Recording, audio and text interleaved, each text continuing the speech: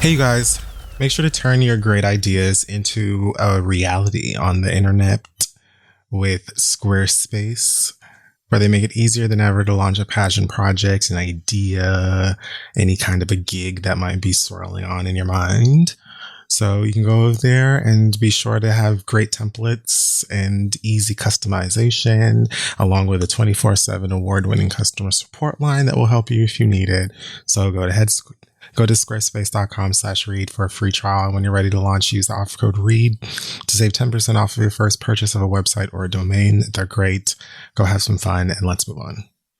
Hey y'all, this episode is also brought to you by Royal Oils. One of the most desired hair goals for a lot of us is to grow healthy hair, but in order to do that, you have to start with a healthy scalp. The Royal Oils collection by Head & Shoulders works to promote a healthier scalp and healthier hair in just 3 weeks. I am obsessed with the line, especially their products for the scalp. They have been saving me during this quarantine. Check them out. They're at walmart.com and in Walmart stores, so go pick up your Royal Oils collection today. All right, let's start the show.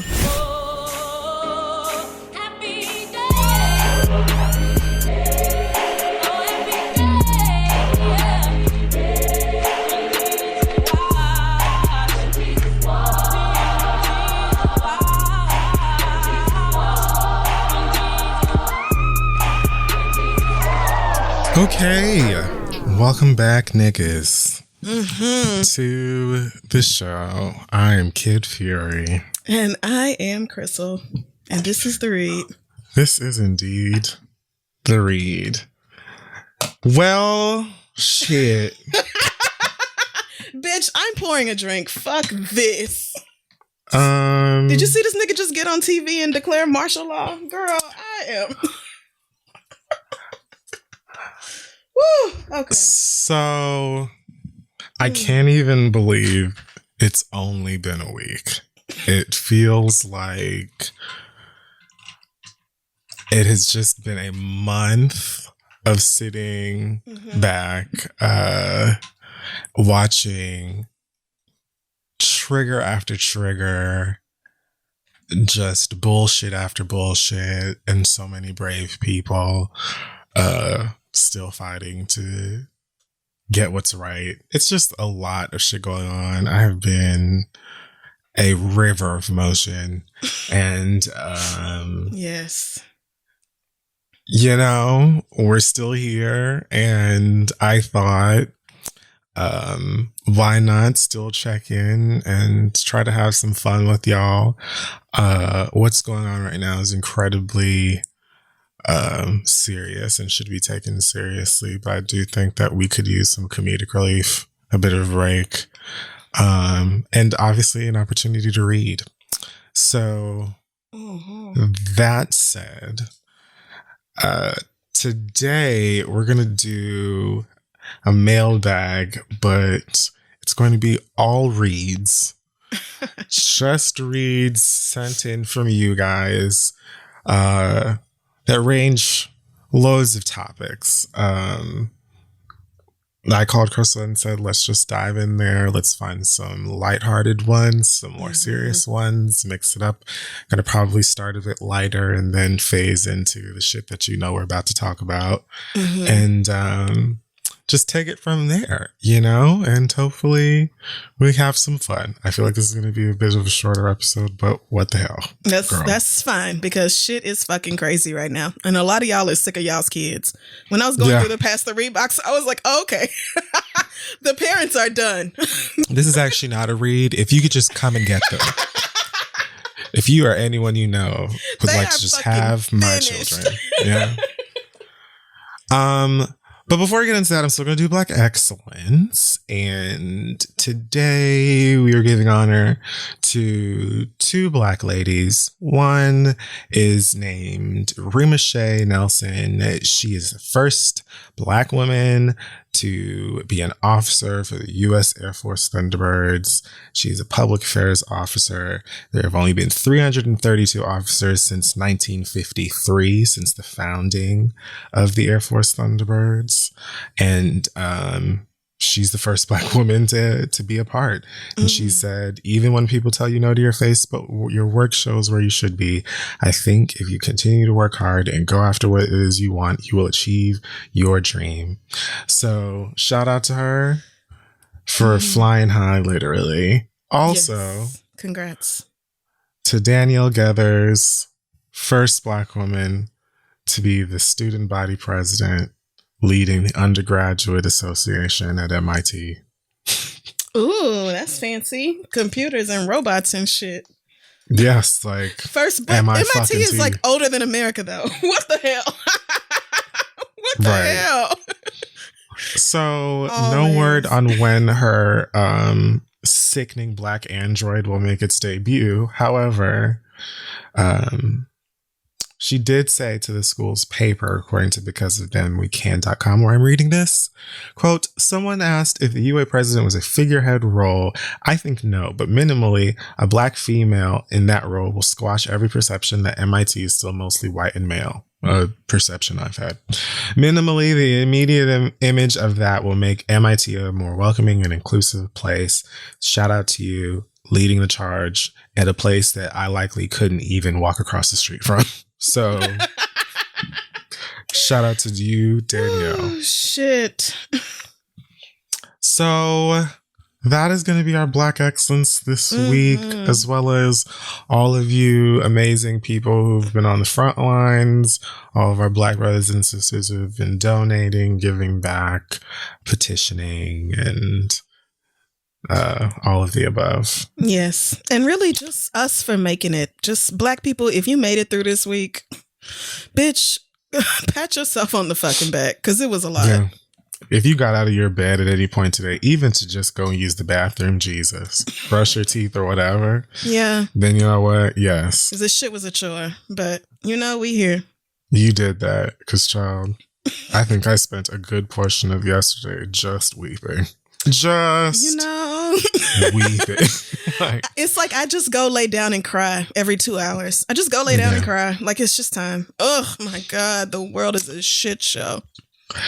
But we're not the only ones with feelings. Plenty of y'all do have them as well, of all kinds. And in case you forgot, you can send reads of your own to us to possibly be read on the show. The email address is past3@gmail.com, where we are pulling your nonsense from today. I will go first. Cool. With the one. Actually, I will just get this one out of the way. It's not even a read, but I laughed. It says, this is from Megan, and she says, it's not a read, I had to share. My 70-year-old mother and her white husband have been sequestered at home for the entire month of March. Sidebar, I'm very happy they took that Rona seriously from the very beginning. Her mother has some respiratory conditions, and they're her utmost priority, she says. They've been watching tons of movies as part of their coronation. Here's an excerpt from one of our phone chats this afternoon. Okay, so she wrote it almost like a script. It says from her mom. Okay. Her mama said, we watched a real good movie today. Criminology. What is that? Isn't that a TV show? No. It's a Tyler Perry movie. What? Do you mean acrimony? And it says here. Oh no. I've never seen the movie, just know about it from listening to y'all. Her mama said, yes, it was real good. We really liked it. She then starts to ramble on about some scene where Taraji drives a truck into a mobile home. Correct. Yes. And becomes infertile. Which, what? All right. Me sighing my head hung in shame. Well, did you figure out how Taraji got on the boat? Because two of my favorite podcasters have been deliberating on this for some time. And then it just says, Mom busts out laughing. You all are literally the one reason I got out of bed today. Thank you for continuing on in these trying times. So I love the fact that at this point, it's just a question. There's no answer needed. And we just laugh. Because everybody who has seen it, and even people who haven't seen it, just know that that's funny. Because even Tyler doesn't have an answer. Right. Tyler was like, stop asking me about that. Tyler was literally like, girl, go and watch the goddamn movie. We're on it. Like, shit. Well, shout out to your mama. That's funny. It's like it just occurred to her right then. Like, how did that bitch get on the boat? Right. Okay. So here's a real one. This read comes from Nana, or NTN for not this nigga. NTN Nana writes, this read is for someone I have never met, but I was subject to her ignorance, racism, and straight up Karen-ness. From a comment on a friend's Facebook post. My friend, a black woman, posted an article about how the Rona is disproportionately affecting and killing black people. She's a scientist, and her job offered her free testing. She lamented at the fact this testing is not available for all black people despite their socioeconomic status. Then Heather motherfucking Ashcroft. Okay, well. This is her actual name because she put screenshots. I bet it is. Heather had the alabaster melanin deficient, but I have black kids ass nerve to comment, all lives matter. Oh no. To which an intense over 200 comment dragging commenced, interspersed with her racist, vulgar, sometimes unintelligible, no really, I thought she had a stroke with one of her replies, comebacks. Did she stop there? Oh no, she had more. She then tagged her one Candace Owens, my relaxer didn't take black friend to back her up. Oh my God. This jail tattoo illegitimate sister of Teriyaki 6ix9ine looking neck tattoo having microwave potato head ass thin lipped apple shaped ugly even with filters mayo sapien continued. She started telling the black people on the post how we are on welfare, didn't know our daddies, live in Section 8, always play victim, etc. I added some screenshots of her from some of the comments. She thought she was making us mad with her definitely not smarter than a 5th grader shit. This child was left behind. Child was left behind by W. Unintentional run-on sentence comments. Oh, yet, this trash asshole posted her whole address and told anyone to pull up. The whole exchange is why I truly don't care for most white people, especially the ones married to black folks. I see you honky hellions for who the fuck you really are. I'm going to go out on a limb and say that this kind of behavior, I see this kind of behavior more from beige she-devils married to dumb niggas.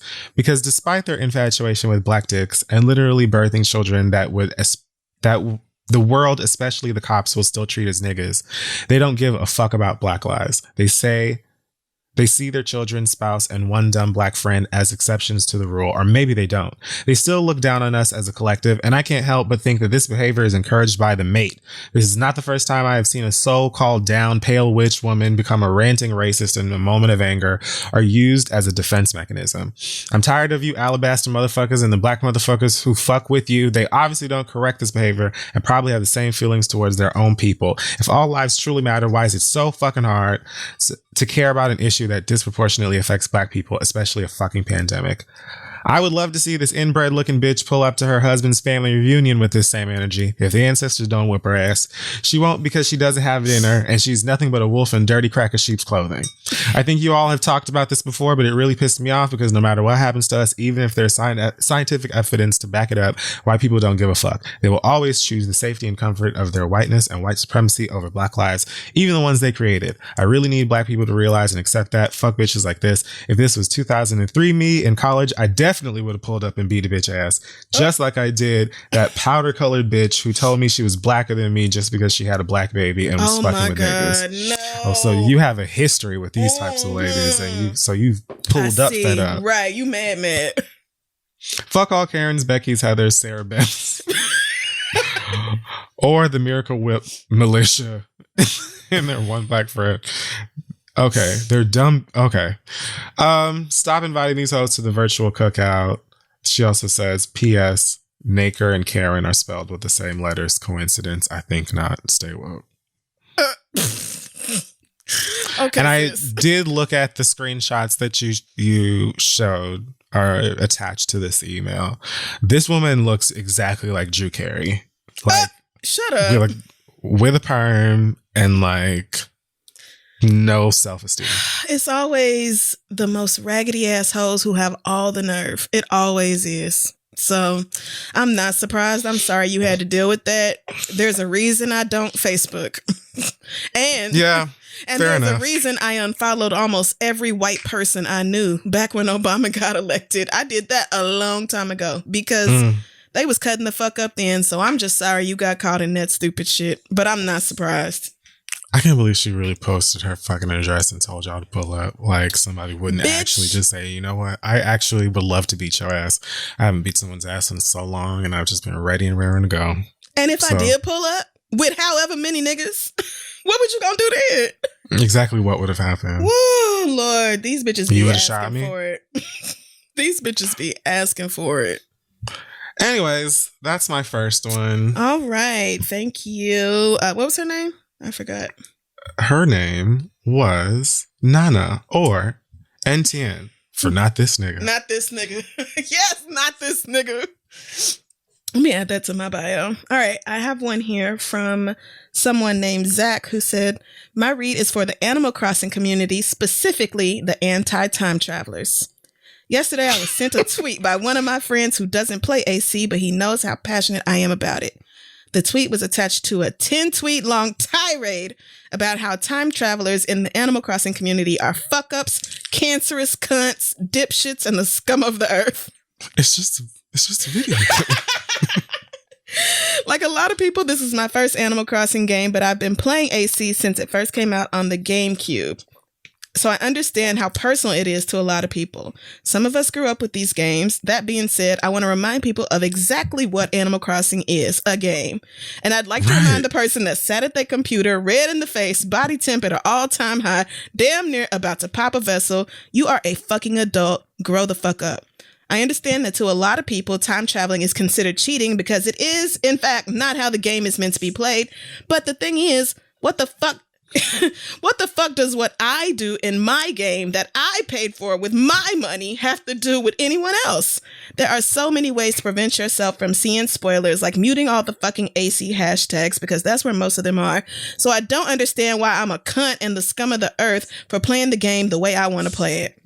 I feel like if it matters that much to you, then you should just give me the $64.95 I paid for this game back. That's right. Refund me my money. And I promise you I will never play again. In fact, why don't you just refund me the whole $325 I paid for the Switch, since what I'm doing is bothering you so much. But being that will probably never happen, how about you either shut the fuck up and let people play the game however the fuck they want, or find something the fuck else to do.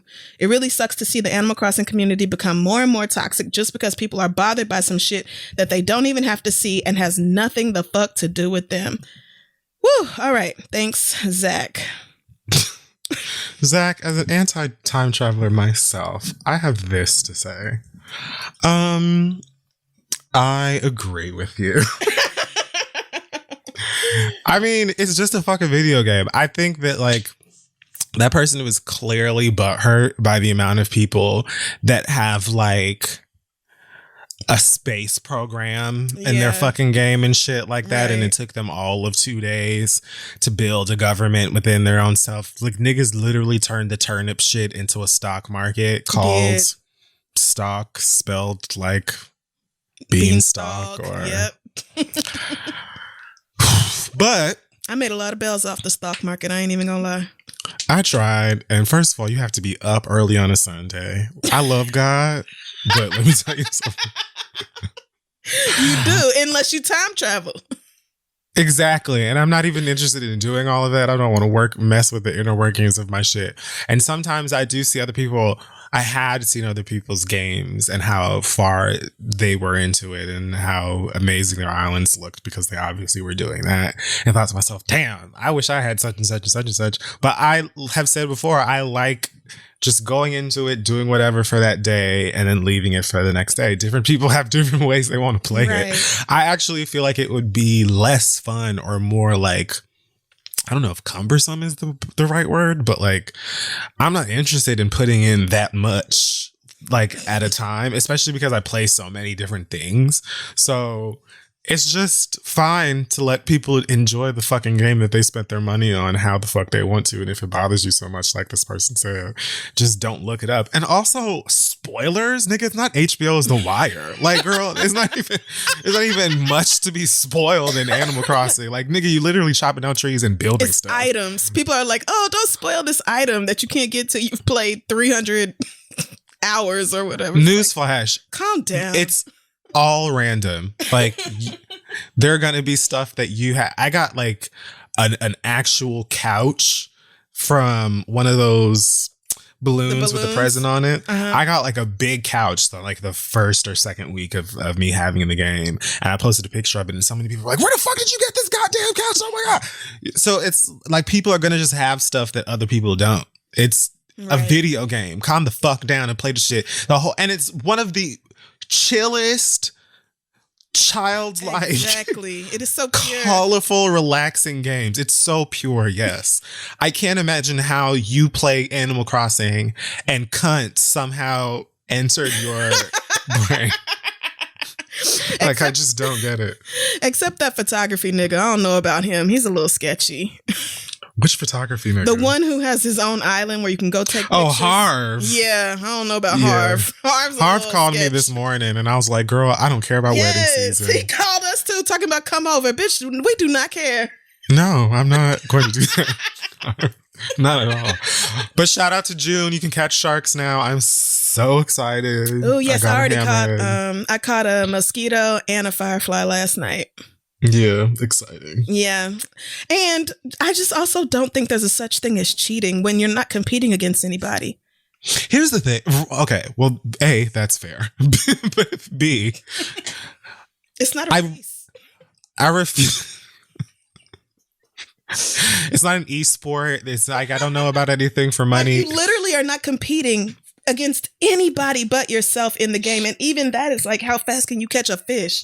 So like, what are y'all crying about? But for a lot of people, the big fun of the game is, look what I have, bitch. Look at my island and this and that. And so when you feel behind, I guess you'll get upset or you might feel inferior or whatever. But let me tell you something. I have seen people's designs and islands that I know even if I did time travel, I will never have that level of creativity. And that's just fine. Yeah, because some of those people are real life designers. And like, so they have put together some incredible shit. I saw someone who was using like I don't even know what that system is called, like a breaker or something. Like they use a whole bunch of shit from the fucking Nook's Cranny store and built something on their island that legitimately looked like Tokyo. Like I had never seen. Yes, I saw that too. It was completely a city. It did not look like an island at all. That was crazy. I have seen that one. So, like, get out of your feelings and just enjoy the fucking game. Like, girl, it's not supposed to be, it's not supposed to be filled with anguish. Just have fun. It's and not that big of a fucking deal. They don't charge to time travel. If you that jealous, you can just time travel too. Yes. You can just do it. Like my museum, I collected, when I got that little shady ass fox on my island, I time traveled over and over until I filled up all the art in my fucking museum. And I don't care how nobody feels about it because I wanted to walk in the museum and see all the art. Right. So that's what the fuck I did. Y'all just gonna have to get over it. So thank you, And like Zach. on top of that, I also feel like they had to have known, being as old as seeing as how old the Switch is and how it works, and that this is like the 300th Animal Crossing, that is something that people would do. You know what I mean? Like, I don't feel like the developers of Animal Crossing are like, how dare you ruin the gaming experience of such and such and such. They actually, that's why they make it easy for you to time travel. Actually, I noticed this because I have done it so much that they have done this. They have set the game up deliberately. I don't know the words, coded or wrote or whatever, but it saves certain things as like being done for the day or completed. And even if you go back in time, it doesn't erase the fact that you did that. And I'm like, they did this on purpose. The only thing you really get punished for is time traveling backwards when you have turnips, because then they'll rot automatically. But anything else, like you can just say, you can buy a painting, save, come back, restart the day, and buy another fucking painting. Like they know what they're doing, girl. They don't give a shit. It's not that big of a deal. It's not. It's not. Okay, thank you, Zach. Yes, thanks, Zach. That was great. This next one is a bit different. It comes from Nessa. Okay. All right, Nessa. We ready? Nessa said, I came across this letter from a student. And then she posted a photo of a letter from a 6-year-old student that, I don't know. I'm going to go in the inbox and look for it. I don't know if this is directed towards her, but I'm assuming it is. Whatever. Anyway, I'm going to read the picture from this It says, "Dear Miss Jones, I am angry of you because you took 25 of my hummingbird bucks, all because I was talking to Connor. That's no big deal. I am only 6. I can't be quiet all the time, and that makes you a thief and Dan Crook. And you are going to hell. Real hell, the burning one. Oh my God. Because you a thief. I worked hard for those bucks, and my only prayer in chapel today was that God gets you to hell fast, super fast." And this is the part that sent me.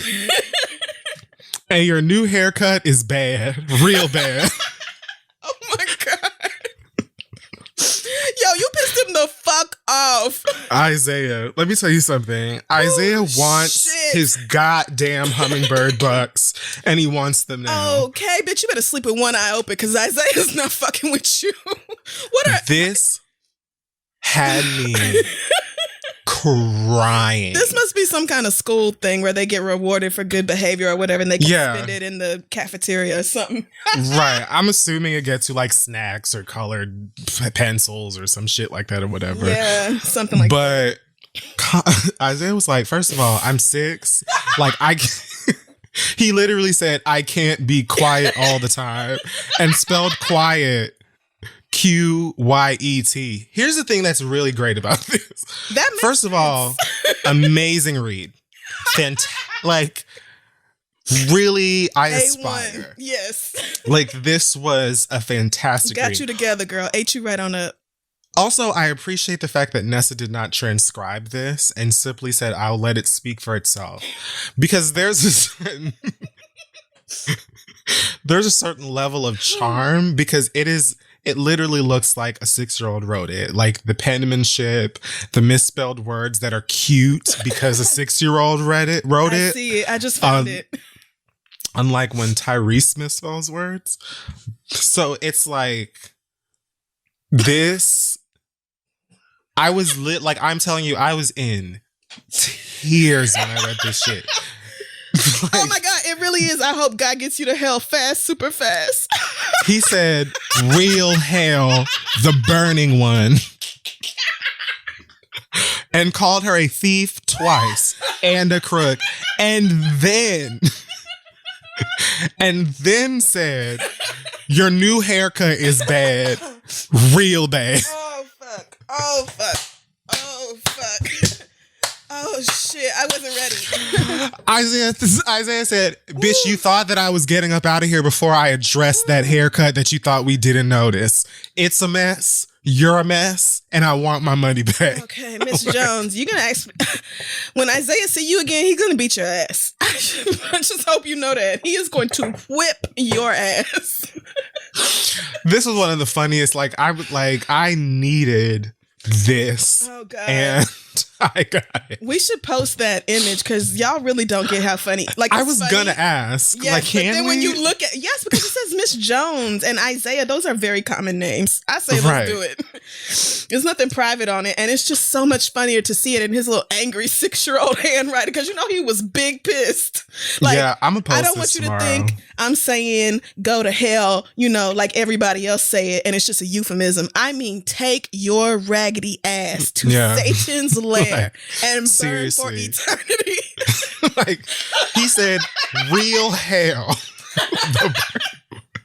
And then said, in case you think I'm joking, I had one prayer in chapel today. Let me tell you what it was. Oh, shit. Oh, God. Okay. Woo. All right. That hurt my rib. Whew, fuck. Okay. Woo! Thank you, Nessa, and thank you, Isaiah, because Lord knows I needed that. And you know what? You stood up for yourself and what's right. Because you can't be quiet all the time. That nigga said, I'm 6. Like, what do you want from me? I am 6. Okay. But still, sir, like, okay. All right. This one doesn't even have a name attached. She just says tired.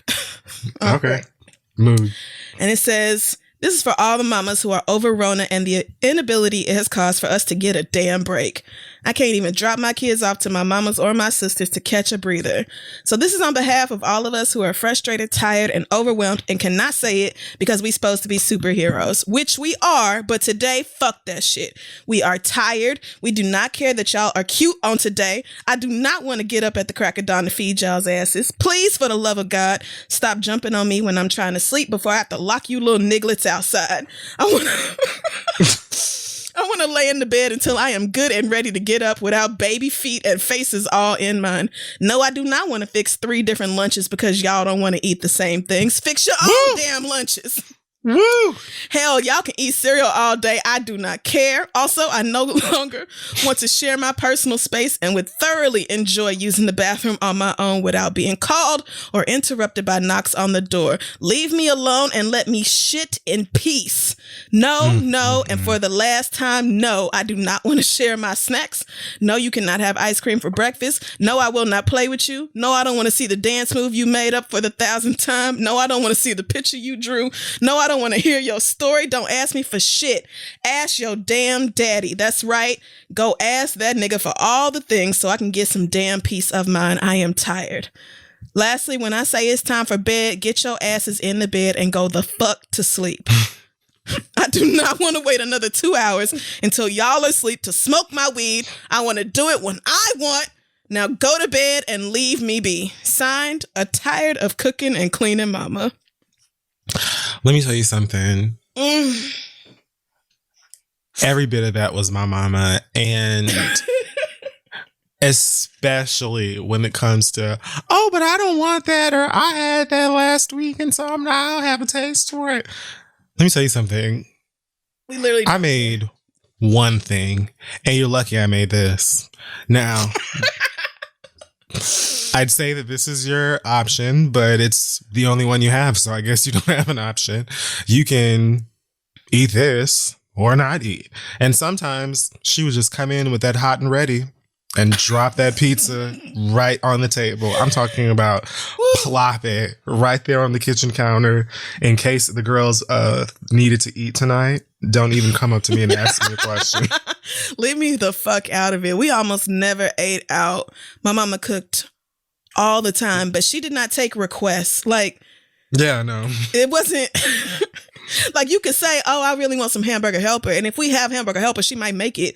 But one of y'all can't ask for that. And the other one asks for spaghetti and think both of y'all getting what you want. Because that's not happening. Whatever mama made is the dinner. And so you either gonna eat it or you not. But that is the dinner. She would sometimes ask for like a birthday.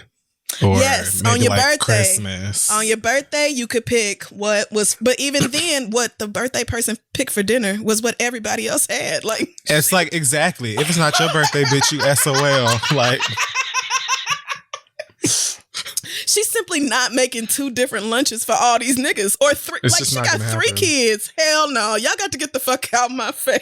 It's just not going to happen. Sorry, y'all gotta go. I feel for you, sis. I hope they went to bed on time so that you could just I truly do. Unwind and smoke some weed. Because as hard as this shit is, I know it's got to be a million times harder for people who are taking care of others. So yeah, if it helps, like, there's a very great chance that they will eventually grow up, whether they have kids of their own or not, and totally get why you were all but pressing the bridge of your nose up against theirs and being like, you know something? I love you and everything, but I hate you.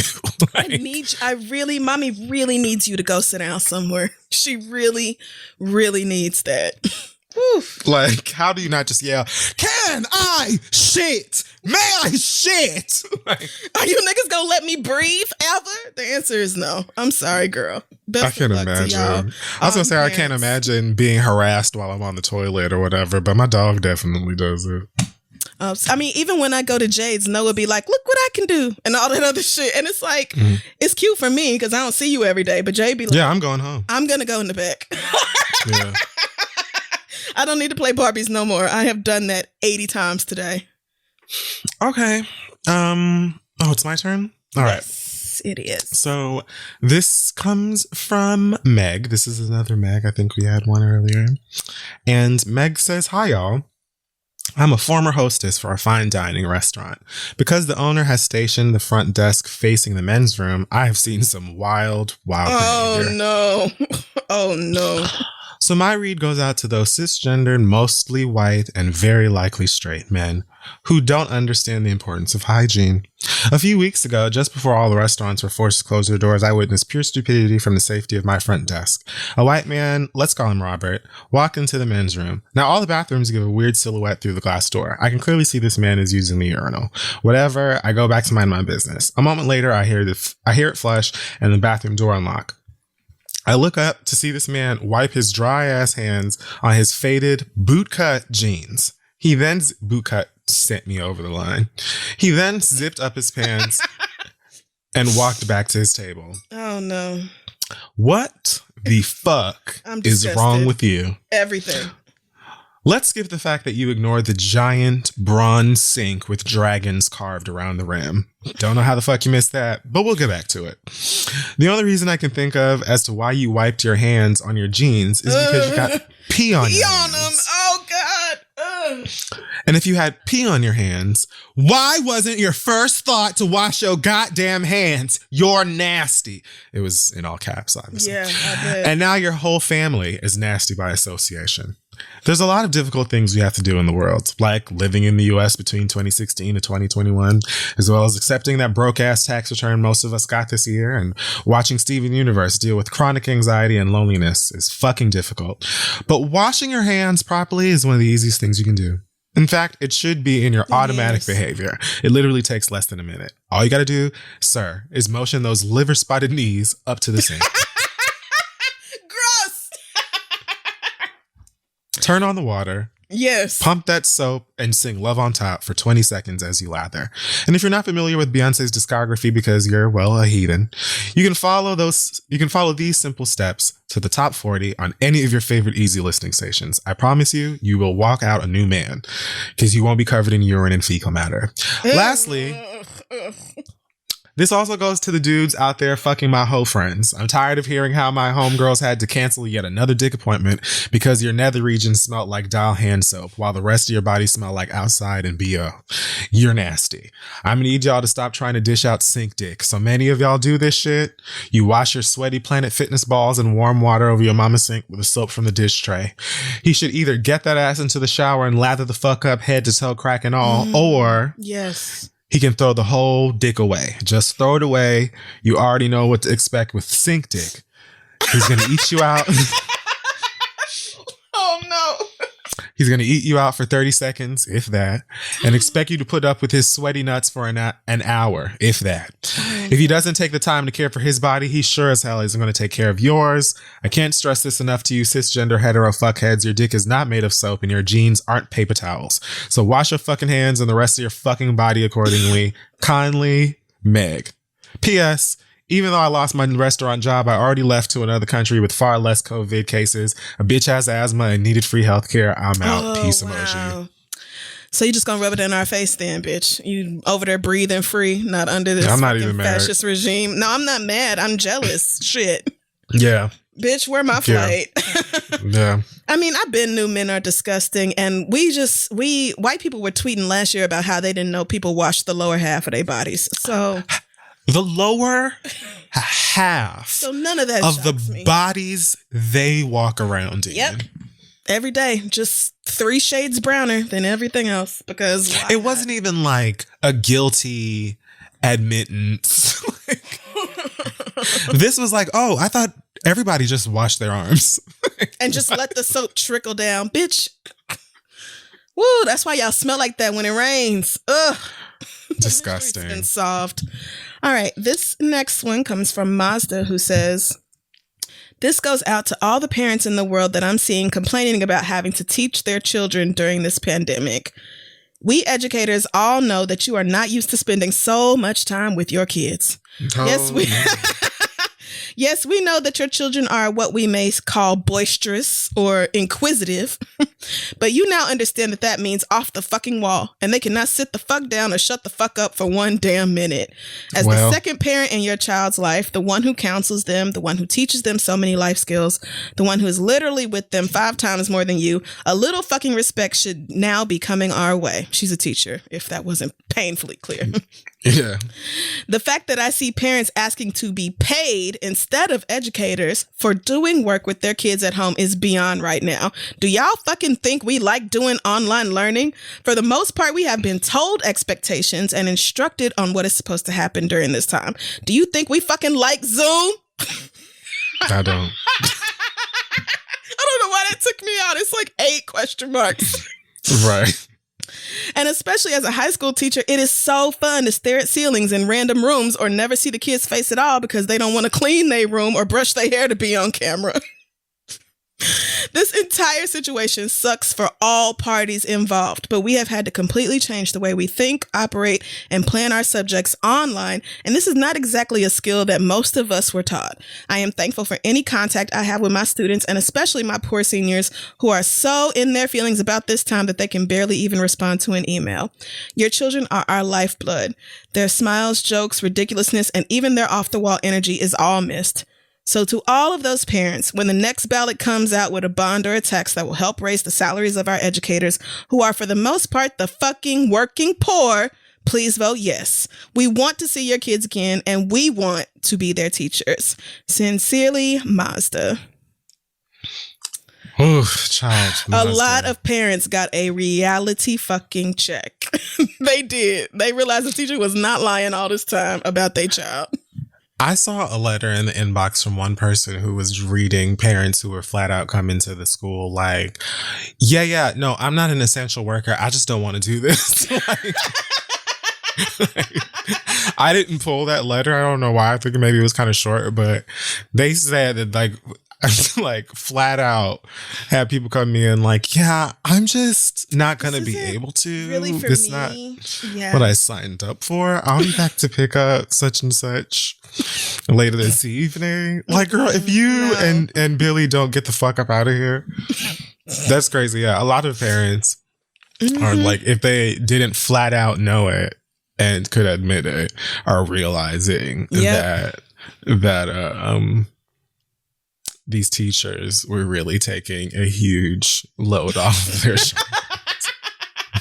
Oh, y'all know it now. Trying to work and teach at the same damn time is not going well for a lot of people. So, hopefully this just convinces everybody in the working class, everybody who has to clock in order to pay their bills, to understand that we are all on the same side. Parents and teachers don't need to be beefing. Y'all need to be coming together to make sure that everybody is working in the best interest of these kids. Amen. Right. Amen. Because I know y'all tired of them fucking kids. I know it.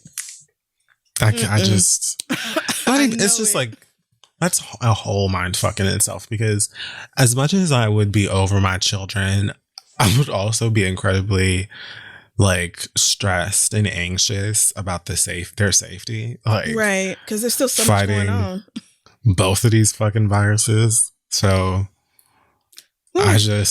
good luck to all of y'all. My heart goes with all of you folks at home having to raise and educate your children now and work. And on top of that, they're asking you for an additional fruit roll up, and you have to not fight them. Like, you can't square up. Not on camera. Not on camera. So, I don't know. Oh my God. I saw another one. I don't know if I pulled it or not, but it was from a lady who said that she thinks her 6-year-old redid her room while she was in Zoom school on camera because she knew her mama wouldn't beat her ass on camera. And then it's shit like that. It's like they get to an age where they know how to play you. Right. Yes.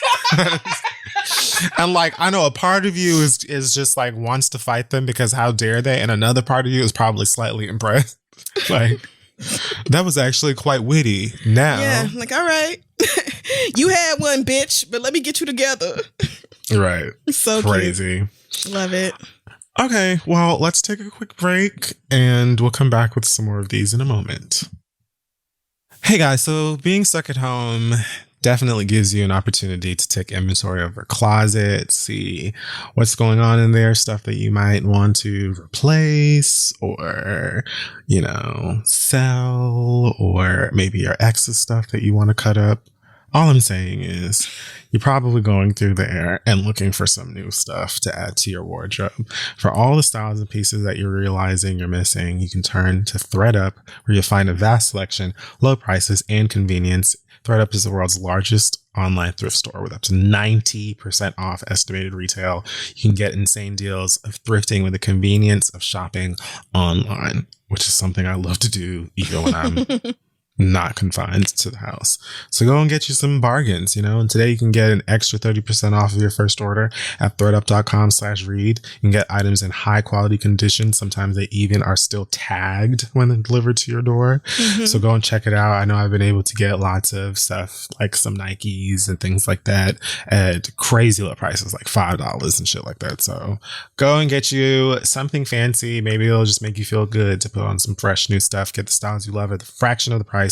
You'll look and feel good with ThredUp, and for Read listeners, you'll get an exclusive offer, an extra 30% off of your first order at thredup.com/read. That is thredup.com/read for 30% off your first order. Thredup.com/read, 30% off. Terms apply. Let them know we sent you, and let's get back to the show.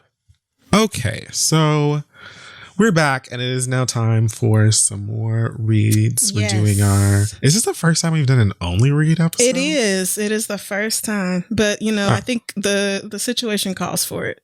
Yeah. And I know that I had seen people ask for something like that before, so. Oh yeah, they were all in my mentions just today, talking about they wanted an all read episode, so I think they third eye is working.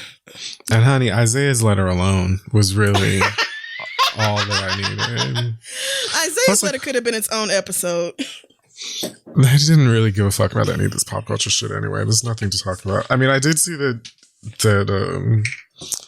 Faith Evans allegedly got arrested for putting hands on Stevie J, and the first thing I said is she's innocent. So I need to hear more details about that. I don't condone domestic violence of any kind. I'm just saying. We met Stevie J. I think we were around. It was even 5 minutes, and I'm gonna need to hear both sides. Tried very hard not to also put hands. So that was all I'm saying is the last time we did an interview that we didn't really want to do. That was the last time. Yeah, first and last. Yeah, that was it. All right. This next read comes to you from Seely.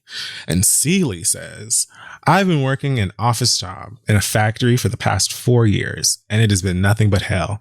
I was only there for about 3 weeks, and the warehouse workers, none of whom I knew personally or had any interactions with, were talking shit about me all day long. I found this to be extremely strange. It wasn't just the warehouse workers, but the janitorial staff would come into the office and say slick things under their breath about me. For the life of me, I had no idea why this was happening. This nonsense aimed at me for all those years, causing me to slip into a deep depression over who could possibly have that much hatred for me, and that my very presence angered them so much. It seemed like they were trying to get me to quit my job, despite the fact that I keep to myself and don't bother anybody. Well, lately, there have been clues that have led me to believe that the old, dusty, musty nut mofo that trained me is the one that has nearly an entire warehouse of people I don't know talking greasy about me because his 1,000-year-old ass knows that he can't ask me out because he will most definitely be told hell to the motherfuck no. When I started working at this location, Mr., hence the Seely, was manager of the department I got hired to. Before that, he was a warehouse manager. Apparently, the minions in the warehouse loved this dust master like he was the Pied Piper, and they're his ignorant band of loyal skanks. After 2 years of sharing an office, Mr. went back to the warehouse. The ignorant band of skanks have been going in on everything from how terrible my hair is to how much everyone hates me. What gave me pause is that Mr. was allegedly crying in his office about how he is in love with me and that he didn't want anyone to like me. The straw that forced my hand to forge this read is the fact that the warehouse minions have been going on heavily how no good I am. One of these hoes had the audacity to say there is no hope for me. Oh. Sis, it is not my fault that I'm thick as hell and my dark melanin skin is popping. Mr. is white, at least 20 plus years older than me, and has adult children who were born before I was old enough to give birth myself. I'm not only not attracted to this man, but I'm sickened by the entitlement these sort of people feel over us. He's in love with me, but has empowered these trash bag individuals to try to ruin my self-esteem as if that is going to make it easier for him to be able to talk to me. No, I was not going to confide in him when my father died last year, when almost everyone in the location is trashing you on a nearly daily basis. Smart people know not to develop friendships. I wanted to write this read to let Mr. know you will be lucky to get a high out of me going forward, because that was dusty of you to encourage people to hurt my feelings because you don't want me to hook up with someone else. Joke's on you. At least 2 guys in there have given me their phone numbers, and the nice guy who operates one of the back machines gave me a friendly peck on the cheek, getting closer to me than I will ever allow you. Also, 2 years ago, Denzel Washington, not his real name, was hired. We've had our eyes on each other since day one. Not his real name. Denzel knows how you feel about me. Denzel doesn't allow the minions to talk shit about me when he's around. Denzel is not with the shit, and I will be shooting my shot with him because I got nothing to lose. So fuck you, you old crusty, crypt creeper looking ass cracker. I'm surprised I got through that sentence without slipping up. Kiss my nappy headed, natural hair having dark skinned black ass. One of the administrative assistants was into your ass, cooking you lunches and bringing them into your job. You dissed her due to your delusions of grandeur, like you were going to make it seem as though the minions were the enemy and you thought you were going to play Captain Save-A-Ho. I wrote this to get this off my chest. I don't care if this gets read out loud or not. So goodbye. So long. Peace, see you later, and thanks for all the fish. That's a Hitchhiker's Guide to the Galaxy reference. Sincerely, Celie. Okay. So Celie has an older white man who works at her job who basically wants to get with her because she's fine and knows that he doesn't have a snowball's chance. Not at all. And he's decided to move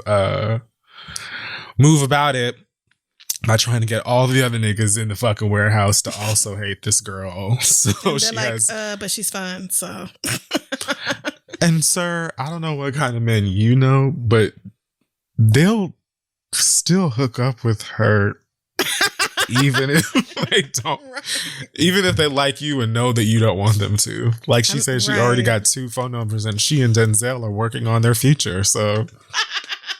I mean, if it's one thing old white men have, it is the motherfucking audacity. Every single time they have it, it's never in short supply. You don't have to look very far for them to pull it out. So, not him crying on the job because you don't want his ass. Not him having kids before you were even old enough to give birth, like them kids being grown or whatever. Ugh, sir, get the fuck on somewhere. Ugh, yuck, men gross, are nasty, and disgusting. Well, here's a read from somebody else about their job. It's from Martin, and he says, "This read is for my dumbass job. I work for AT&T in Texas, and I don't know if y'all know, but that bitch-ass Abbott decided to start reopening the state for some unknown reason. And my job decided that we would open back up like normal and just let anyone into the stores like there isn't a fucking global pandemic happening and still going on. You prioritize money over the health and safety of your workers who are making you the money you so desperately cling to, while you sit in your multi-million-dollar homes, safe and sound with your families, and not one fuck given about the people working. If heaven forbid, if heaven forbid I get the corona, are you going to pay the $500,000 medical bill I'm sure to incur by having to go to the ICU? Didn't think so. You'll probably pull the bitch move and say it was my fault somehow, or that I wasn't practicing safe guidelines, and then promptly fire my ass for missing work due to being sick.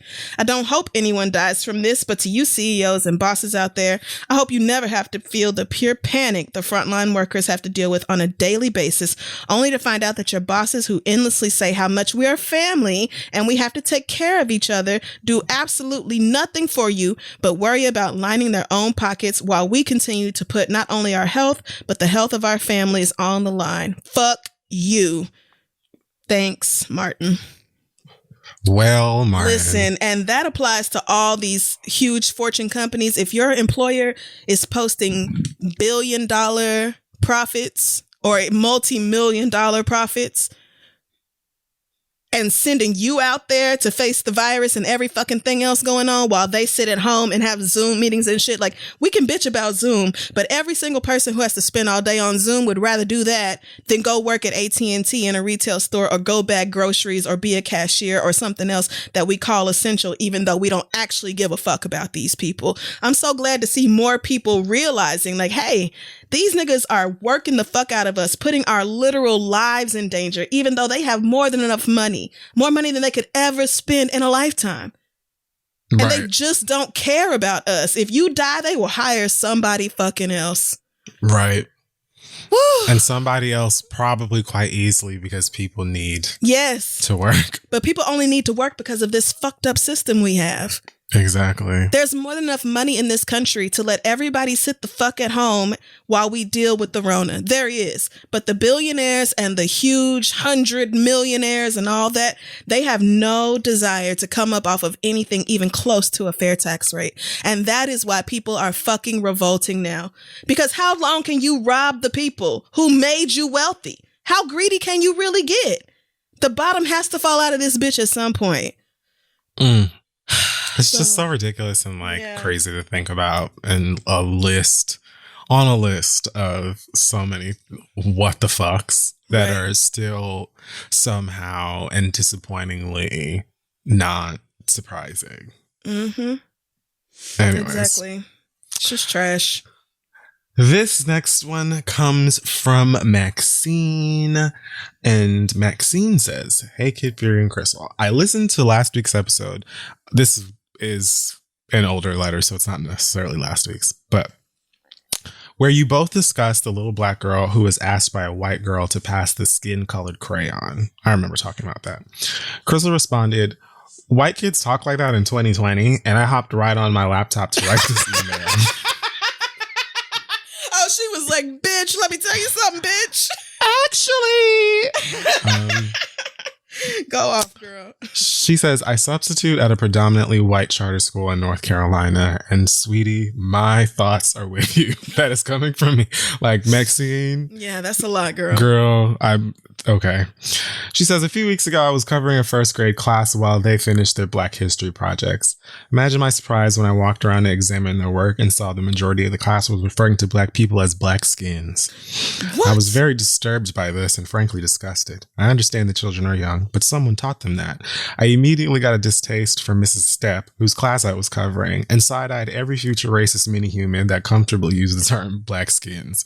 To make matters worse, many of the little girls kept touching my hair without permission and kept asking questions like, 'How does your hair stand up like that?' Or, 'Why don't you straighten your hair?'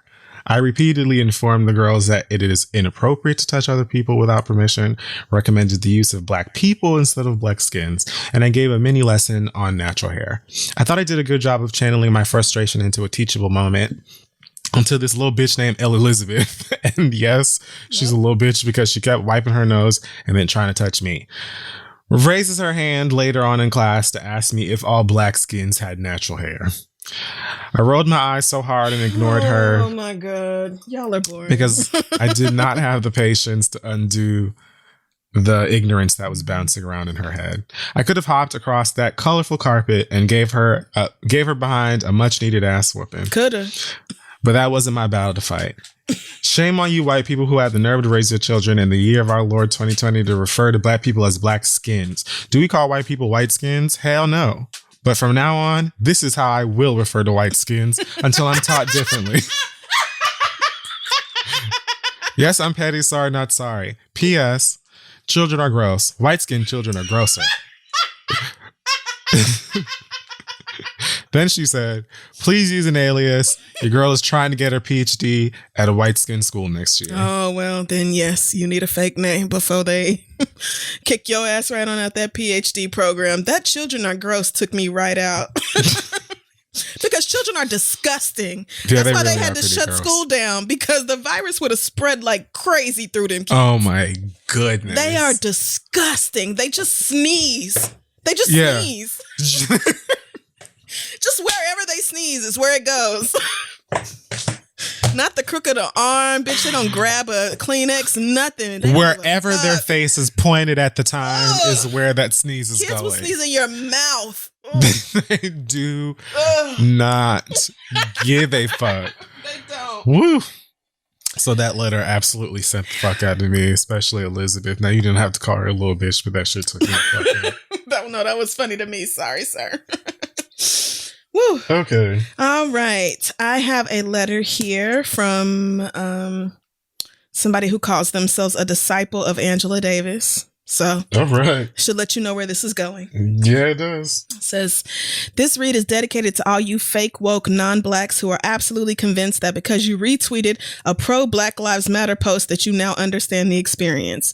To those of you who think that reading Martin Luther King, Malcolm X, or Ta-Nehisi Coates makes you an expert on blackness and the black experience in America, I give to you a big, hearty, straight from the motherland, fuck you.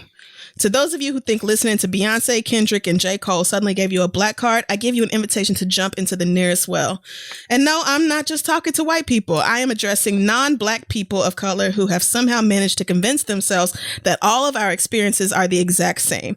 Maybe it comes from a good place. I don't really know, but I also don't really give a fuck, because what it does is erase the fact that the black community's experience is radically different. You can say that you stand in solidarity, that you support us, that you understand and empathize. All of that is fine. But the real issue and the crux of it all is that you do not completely and totally get it. Yes, you can research and read and listen, but the black ass bottom line is that you don't live it. What you do live is a life removed from the black community, and usually that life is within communities that are rife with anti-blackness. While you log on to social media to post some vaguely ambiguous message of optimism and support and give yourself a pat on the back, we die. For us, activism is not just a cute little hashtag or a resume builder. It is literally the fundamental difference between living and dying. So changing your header to hashtag Black Lives Matter and retweeting your one black friend's message is the furthest thing from enough. We are the ones in the street. Time after time, it is our bodies, our lives, our families that are tear gassed, filled with lead, filled with pain, and filled with rage. Every last one of you gets to throw around the vaguely ambiguous term of POC and pretend to stand in solidarity with us, but more times than not, y'all are equally as bad as the white people. All of this to say, I am tired of your words and your fake sympathy. I'm tired of you pretending to give a fuck for clout. If you're really about it and you mean the shit you say, then be about it. Actively call out your family and community members for the shit they do and say. Put your bodies right in between the murderers and their victims. Stop trying to find some pseudo justification for why black people keep dying, and stop being silent. For God's sakes, stop making it seem like black people and POC have the same experience. Sincerely, a disciple of Angela Davis. Well. I mean, you went off, girl. There is that indeed. I mean, the subject was word to Asada, so... Oh, I saw that in the inbox, too. Yeah. That was one of the last ones. Let me click this. Yeah. I wants to see that. Yeah, there are a lot of people who are kind of doing it for self-fulfilling situations or reasons, I should say, and like others who are sort of caving to pressure in a certain sense. And like, it's important for you to understand, it's not just about like posting something or even what you post. Like, you have to have an understanding of what's being said, the history of these things, what is really being done, and why all of this stuff matters, why we say Black Lives Matter, and like really do the work, even like the individual mental and educational work from home. You know what I mean? Yep. And there's just like a lot of people who do that shit and have always done it, and companies especially. Like, I saw something yesterday that said like Viacom CBS is going to do like a blackout thing on all of their channels or something like that. Yeah. And I was like, yeah, because one less Zoom reunion is definitely going to like, that's going to tip the scale, honey. I don't know, but like, I don't know. There's a lot of efforts I really appreciate, and I feel like, numbers are important and all that stuff, but if you're not actually learning anything or understanding anything in the process, what fucking difference does it make?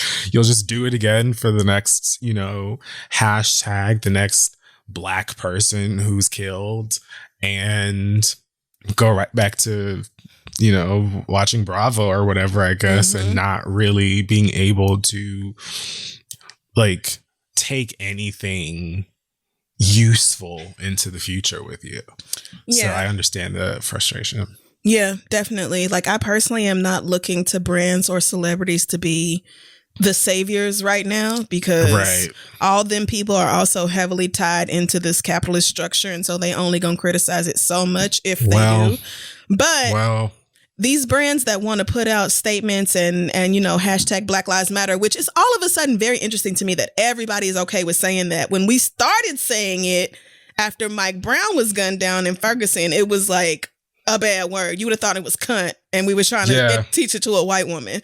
But now all of a sudden everybody want to say Black Lives Matter and all that. Okay, you can say all that bullshit, but if you don't back it up with something real, like donating money to protesters, if you don't back it up with something substantial, then I don't care. I don't. You can say whatever it's you want to.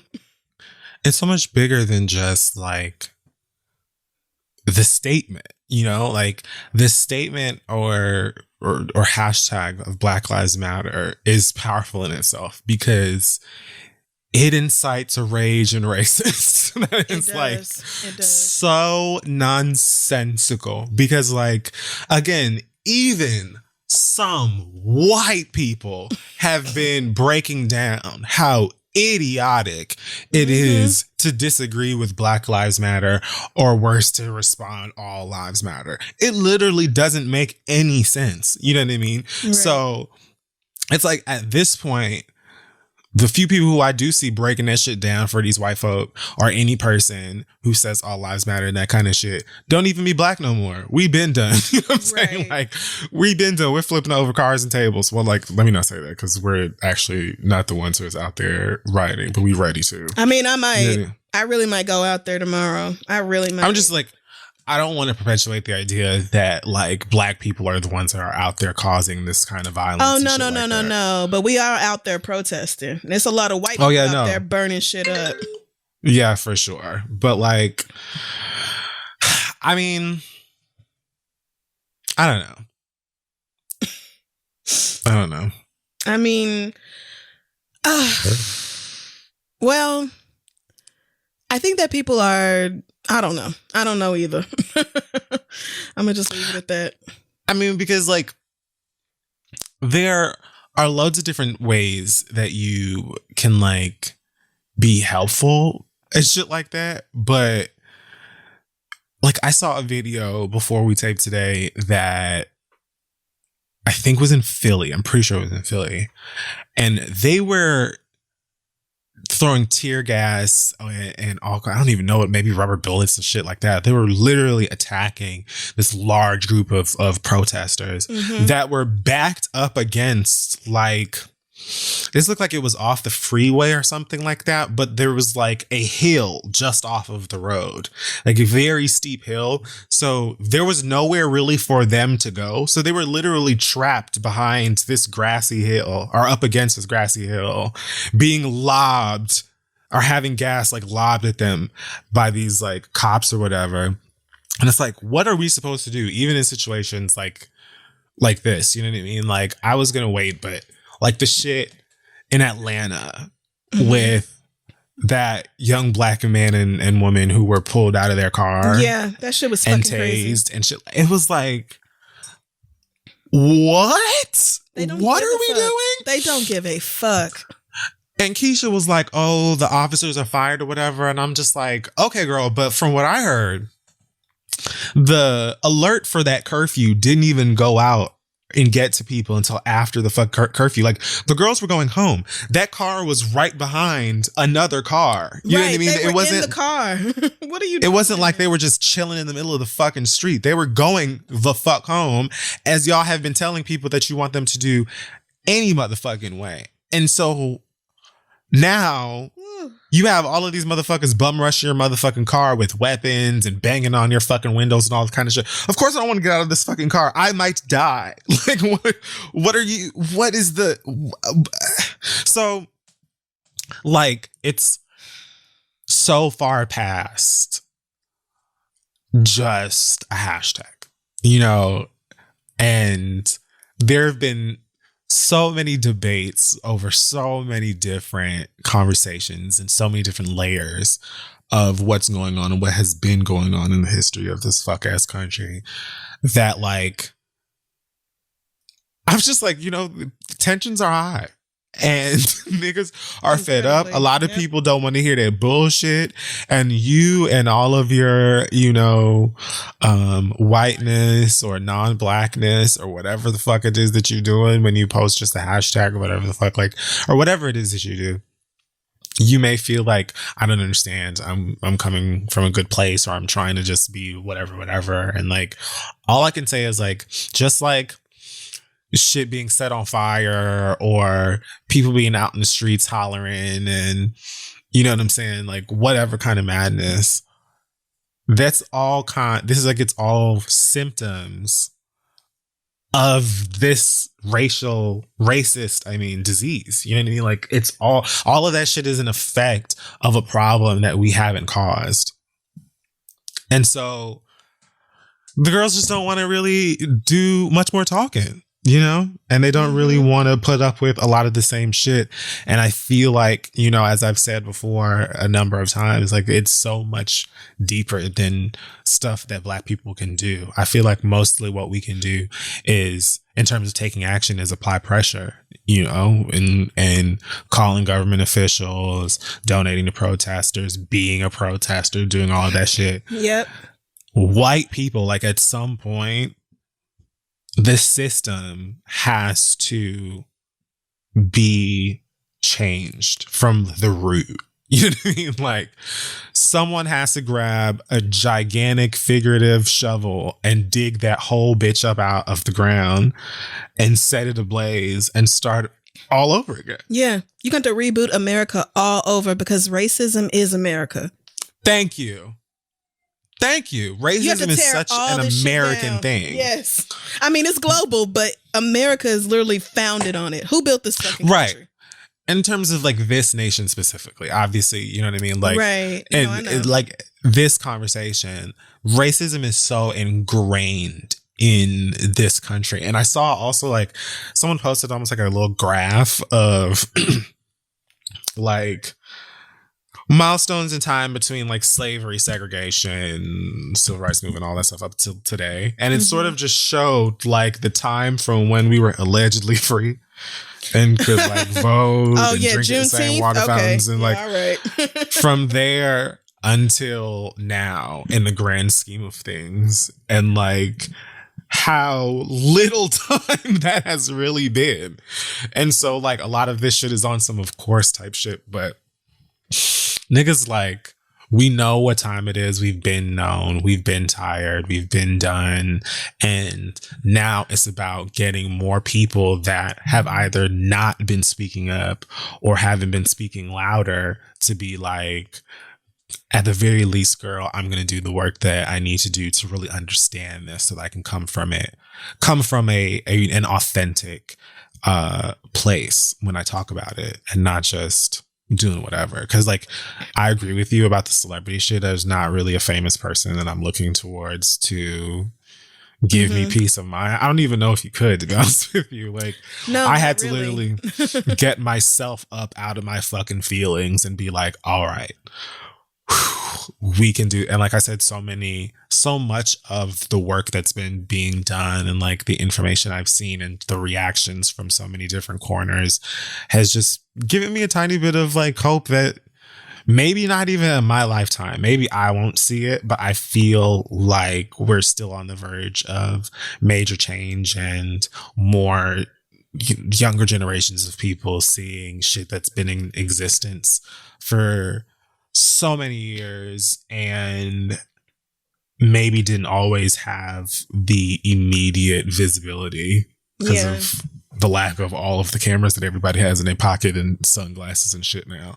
So yeah, smartphones have changed the game a lot. Like, a lot. Like, I think for those of you who actually watched the video of George Floyd being murdered, which I did not, I absolutely was not capable of looking at that video, but I know what happened. And all it really makes me think about is, first of all, this is not even the first time we've seen the police killing a black person on camera. And so it's hard for me to get my hopes up. But also, like, just think of the countless black people since the police was even like established in this country. Just think of how many of us they have killed and gotten away with. Because our lives really don't mean nothing to this country. And it's nothing you can do to change that fact other than changing the way this country is set up. I saw a tweet from Jordan Peele where he said that accountability is violent to them. Like, because you can literally see the reaction from cops when they know they're on camera, and it just kills them because they will then be forced. Well, not forced to take accountability because they ain't got to do shit. But like, you can't hide the fuck shit and the poison from people as easily as you used to before. And we just have so many more examples of all of the shit that we've been saying, that generations before us have said. We just have more examples of how true it is and how vile it's been. And like, you're right. When you can kill a man in broad daylight on camera so viciously, you have to consider and think about like all of those situations that weren't on a camera. Yep. Like all of the black lives that were taken before smartphones or just not around smartphones and social media and that kind of shit. And it's like, girl, if they will act this ballsy and evil when they know that they're being recorded, they know people are watching, consider what the fuck they do when people aren't. Exactly. So, and now they have this white supremacist president who is encouraging them to do this shit. Yes. Who is flat out encouraging the shit. So they're gonna stop giving a fuck about the cameras too. Because they're definitely not getting in trouble now. Yes. It's just everything is a clusterfuck. I'm just realizing that this year is not gonna get better. It's going to get worse. Oh yeah. I mean, the year is it's done. It's going to devolve. It is. It's like racism is a bad bitch if it can. No, we are not even supposed to be outside because of a global pandemic. And somehow racism has run free. Yep. So wildly. So with such excitement that it has claimed the lives of George Floyd, Sean Reed, Tony McDade, Breonna Taylor, all of these people. Like, how the fuck is this even happening? We supposed to be inside? Because racism versus COVID-19 is the biggest battle that this country has seen in a long, long time. Maybe since the Civil War. I don't know. And these two viruses, they're going to do everything they can to take as many of us out as possible. So I have one more letter. This one comes from Jasmine. Jasmine says, I'm sick and tired of these musty ass, dusty ass, crusty ass, fake crying ass white women. I am tired. Amy Cooper seems to be the Karen of the week. And quite frankly, I'm sick of white women altogether. If I were to name one positive thing about quarantine, it would be that I only see white women in person maybe once a week at most. Go off! By the way, I don't know if she explains, but Amy Cooper is the white woman who's on camera in Central Park, I believe, who threatened to call the police and tell them that a big black man was harassing her. Threatening her because he told her to put her fucking dog on a leash, which is the law or the rule or whatever of the park. Literally what you're supposed because your dogs will chase after the fucking birds and fuck with the birds. Chris Cooper was literally minding his own Negro business, bird watching, and just asked this woman to follow the rules. Imagine that when you feel so irate, comfortable that you can call the police because you are breaking the rules and someone who happens to be black asked you not to. Yep. For the good of the birds. What? For the good of the birds, nigga. First of all, and then you lost your fucking dog on top of that because... Oh yeah, they came and get that dog right back. Damn near killed the dog in the process of your blind racism and their blinding racism. Lost your job, don't feel bad for you. Anyway, I'm sorry. I forgot I was reading it. Okay. Oh, you were in the middle of it. Yes, I was. I read like one paragraph. And you were like, fuck it. I got something Jasmine, to say. I'm so sorry because I hate her. Okay. Yeah, and the fact they have the same last name. Right? Isn't that's something, right? His sister wrote a piece for, oh my goodness, I'll find it because I don't remember who it was for, but she wrote a piece for some newspaper or something like that. And when she named Amy Cooper, she put in parentheses, no relation. That's right. Because it was Make it clear. Just so you know, we don't have nothing to do with that wench. Okay. Jasmine says, white women know exactly what they're doing. Don't let they lying asses fool you. These Lana Del Rey ass bitches genuinely think they're fragile and the world is out to get them, as if they're not the most demonic, selfish, racist people to walk the earth. She literally risked this man's life, and now she feels like the consequences have been too harsh. Mans was just trying to watch some damn birds. We can't even watch some damn birds. This privileged Becky knew exactly what she was saying and doing. The Kaylee bitch had the audacity to think that she was being threatened when she was the one out here breaking a plethora of rules. If this Rebecca looking ass bitch doesn't sit the entire fuck down, you lost your job, your marbles, and your dog. Boo fucking who. I care more about the livelihood of summertime roaches than yours. No one is on your side in this, Patricia. Do you hear me? Out here choking your damn dog. Out here choking your damn dog while wasting the police's time with your faux hysterics. Now the whites are mad at you too. And that apology, girl, that public apology was weak. You couldn't even refer to Mr. Cooper by name, but resorted simply to that man while taking up all that extra time to talk about yourself.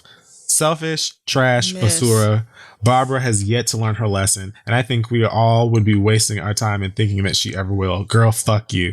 And this is also a fuck you to 95% of white police officers that would believe that high school drama club ass performance over Mr. Cooper. Y'all know exactly who you are because you do it all of the time. And that's from Jasmine. I am so glad Jasmine tucked in that last part because that was exactly what I was about to say. What it really is for me in that whole video is that bitch called 911 and immediately went into the fakest fucking theatrics I have ever heard in my life. Oh, there's a big black man, a big man in Central Park, and he's attacking me and my dog. Like, bitch, that is not even remotely close to what happened. You just decided to do the fucking most because what you wanted is what happened to George Floyd. You wanted the police to come and take care of this nigger because how dare he challenge you, a white woman in America? How dare he? And that's in New York City. For all you niggas who think, oh, it's New York, at least we not the South. Bitch, it's right here in Manhattan, bitch. That was like Central Park. It is right here. You do not have to even go to fucking Long Island, Staten Island to see that shit. It is right fucking here, girl. You do not have to go upstate. You do not have to go to Alabama, Georgia, none of that other shit y'all love to clown the South for. And I get it, because down South, the white people are usually a lot more blatant. But this bitch knew she was being recorded and still lied.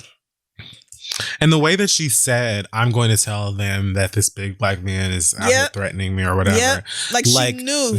She knew that. Yep. And she knew what it meant to him. Yep. Like and she knew what she was saying, and the intent in her saying that to him was basically saying like, you know that I'm going to tell them to come out here so that they can kill you. Like, you know what it means to be black and have to deal with police. You know what I mean? And and I'm using that as a way to taunt you. Again, let's reiterate. This nigga asked her to put her fucking dog on a leash. That's it. Which she's supposed to do. Anyway. We just can't win. And y'all did that on purpose. But let's take another quick break, friend, and then we'll come back with the rest of the show. Hey guys, so if you want to start a website online for any old thing, maybe it's a shop, maybe you're going to be selling some Black Lives Matter masks or something like that. I don't know. But if that's your judge or anything else online, you can probably get it done with Squarespace because they make it very easy to launch passion projects of all kinds, whether you're trying to start a new business or showcase your work or do a number of other things. They've got beautiful templates created by some of the best designers in the world and the ability to customize pretty much anything that you need with just a few clicks. It's incredibly easy. We've both used Squarespace for our own websites before. Yes. It's just like, It really breaks down the whole website building thing to a science that is just beautiful. Plus, they've also got a very powerful e-commerce functionality. So if you're in the business of selling things online, that's really easy too. And they've got analytics built in so that you can help your site grow in real time and monitor it. Also, it's optimized for mobile right out of the box. Everything is, so you don't have to patch anything, upgrade anything, or any of that for your phone or for your website, to work on mobile. Buying domains is simple. They've got 24/7 award-winning customer support line in case you get lost or confused. It's all great. So go to squarespace.com/read for a free trial. And when you're ready to launch, use code READ to save 10% off your first purchase of a site or domain. Squarespace.com/read. Offer code READ. Let them know we sent you. Now let's wrap up the show. Okay, so we're back. We are back. Yes. And I'm done with my letters. And okay, well, I have one that I was going to. This is somebody I was going to cuss out anyway, but then one of y'all did it for me, and even better. So this letter comes from Zaya's big black trans sister, and it says, "Dear Kid Fury and Crystal, I want to read a one Mr. Hill Harper. I know you have to take a minute to think about who he actually is and what he's famous for. I know you do. Zaya Wade recently celebrated her 13th birthday, and her stepmom, Gabrielle Union, celebrated and affirmed her with a loving birthday post on Instagram. In pure Hotep fashion, Mr. Harper said, 'Happy birthday, young man. Read letters to a young brother. Your mom wrote something in it. You'll love it. Have a great day.' Are you fucking serious? You are a grown-ass, black-ass 53-year-old man. In a time where all black folks need to unite to push back against racism and police brutality, you intentionally decided to publicly misgender a 13-year-old child. A child who we all know has publicly come out as trans, and a child who is affirmed by her insanely famous black parents." Yes, like you'd have to be under a rock. Of course, we, the Alphabet Mafia, dragged that ass so bad that he had to delete the comment and posted a series of dry-ass apologies on Twitter. Side note, it also speaks volumes that you pulled this stunt on Gabby's page and not Dwayne's. True. No. But anyway, let me get back to my sister's letter. Mr. Hill, we are on to your shit, and you can keep that half-ass apology you posted on Twitter. How do you really consider yourself a family friend of the Wades and you didn't know that they had a trans child? I truly just do not believe it. Purposely misgendering trans people is wrong. Also, let me say rest in power to Tony McDade, a black trans man who was murdered by Tallahassee police this week. It was difficult to get information on his murder because the police department and media outlets purposely misgendered him, like the media does with many trans people who are more often than not the victims of violence. With all the bullshit going on in this world, now is not the time for cishet black folks to be anti-trans. Y'all don't have the luxury or the right to exclude us from this movement. We are fucking black too. Stop with your bullshit. Fuck you, Mr. Harper. Please go back under whatever rock you crawled out from and take that dry and ashy ass book that you were trying to peddle on Gabby's page with you. To our beloved Zaya, please know you are deeply loved. We are so proud of you, and we hope that you enjoyed your birthday. Signed, Zaya's big black trans sister, who will protect her from transphobes at all costs. And Zaya, we also deeply stan. Yes. So. I mean, I am also your big black sister. I'm not trans, but you can absolutely consider me your big black sister who will beat anybody's transphobic ass behind you. Please believe that. And that goes for all of y'all. Like, I don't know how you look at the movement for Black lives and intentionally leave out those of us who go through the worst shit. Every problem that cisgender heterosexual black people have, trans black people have, and even worse. Y'all have trouble finding a job? It's even worse for our fucking brothers and sisters. Y'all have trouble with relationships, housing, any fucking thing. You name it. They have that issue. They have it, and then they have it even worse because you at least have the benefit of being cisgender or heterosexual or both. So just Hill Harper, you're not going to convince me that Hill Harper didn't know exactly what he was doing. I refuse to. Like I said, you had to have been under the biggest boulder for the longest time. And you weren't. Happy birthday, young man. You did that on purpose. And you know you did. You're not going to tell me that you didn't know this about Zaya Wade. It was a huge news story. Literally everybody was talking about it when it come out. And then to say not only happy birthday, young man, but read letters to a young brother peddling this fucking book. You did that shit on purpose. And then to be like, oh, your mom wrote something for you in it. You absolutely did it on purpose. And you did it under Gabby's post for a reason. Thinking you was gonna be slick, thinking niggas wasn't gonna care. Bitch, I really don't even know who Hill Harper is, but fuck that bitch. Fuck every last one of y'all who got something to say about those of us who are even more marginalized. Because you know what? It's the gays, it's the trans, it's the alphabet mafia, it's the disabled black people, it's the black people who are the most fucking marginalized that show up for us every goddamn time. And it is those of you at the top of the societal privilege ladder who give the least amount of fucks about the rest of us. We show up for y'all every fucking time. Y'all need to show up for us. Period. Yep. Leave Zaya Wade the fuck alone. There's a reason why we say like things like, you know, there's no freedom until we're all free. Exactly. Those kinds of things is real. And so many people who still have hate in their heart for queer black people refuse to accept the like basic common sense of that statement, but doesn't change the fact that it's a fact. So exactly. Yeah. All right. So I have a few things I'd like to get off of my chest on mine own. Amen. I would like to, I guess I'll just jump since we were talking about our young trans sister, Zaya Wade. Mm-hmm. It is now officially Pride Month. Can't wait for Zaya Wade to be the leader of the new Republic of the United States. Can't wait. Can't wait.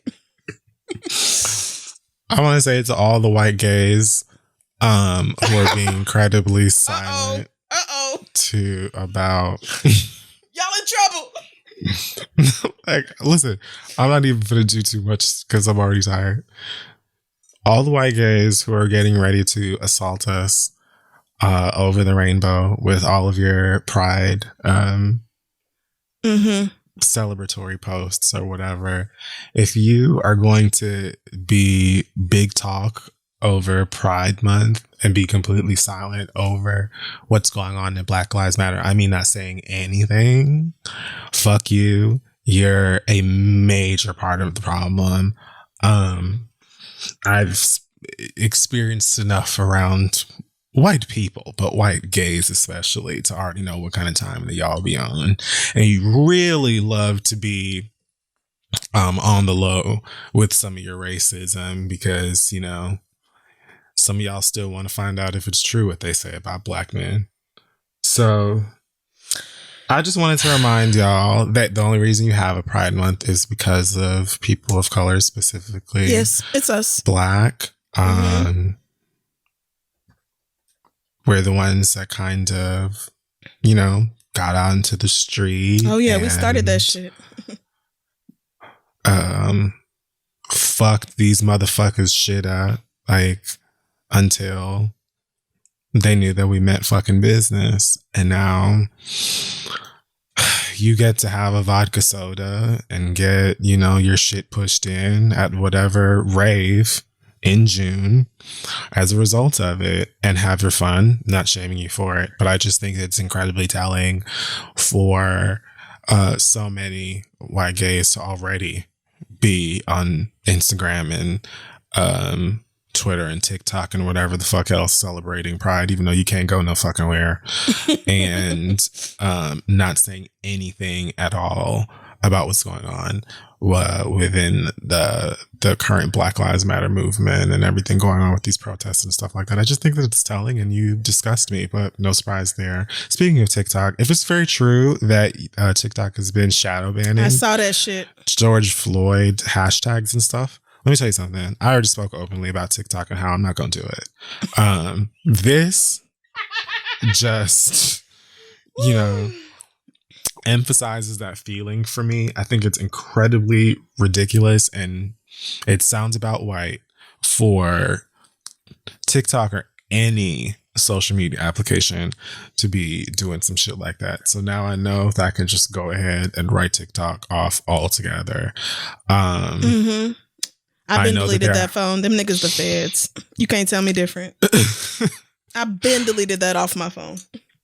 I did see some TikToks from some kids who are, you know, doing or at least using the platform for good and trying to spread information, or at the very least, you know, trying to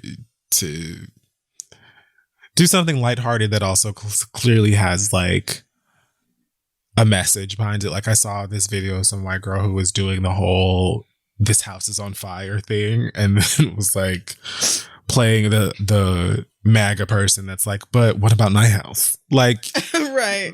Girl, fuck you and your house. Is your house on fire? No, but my house matters. Like I saw one of those TikToks.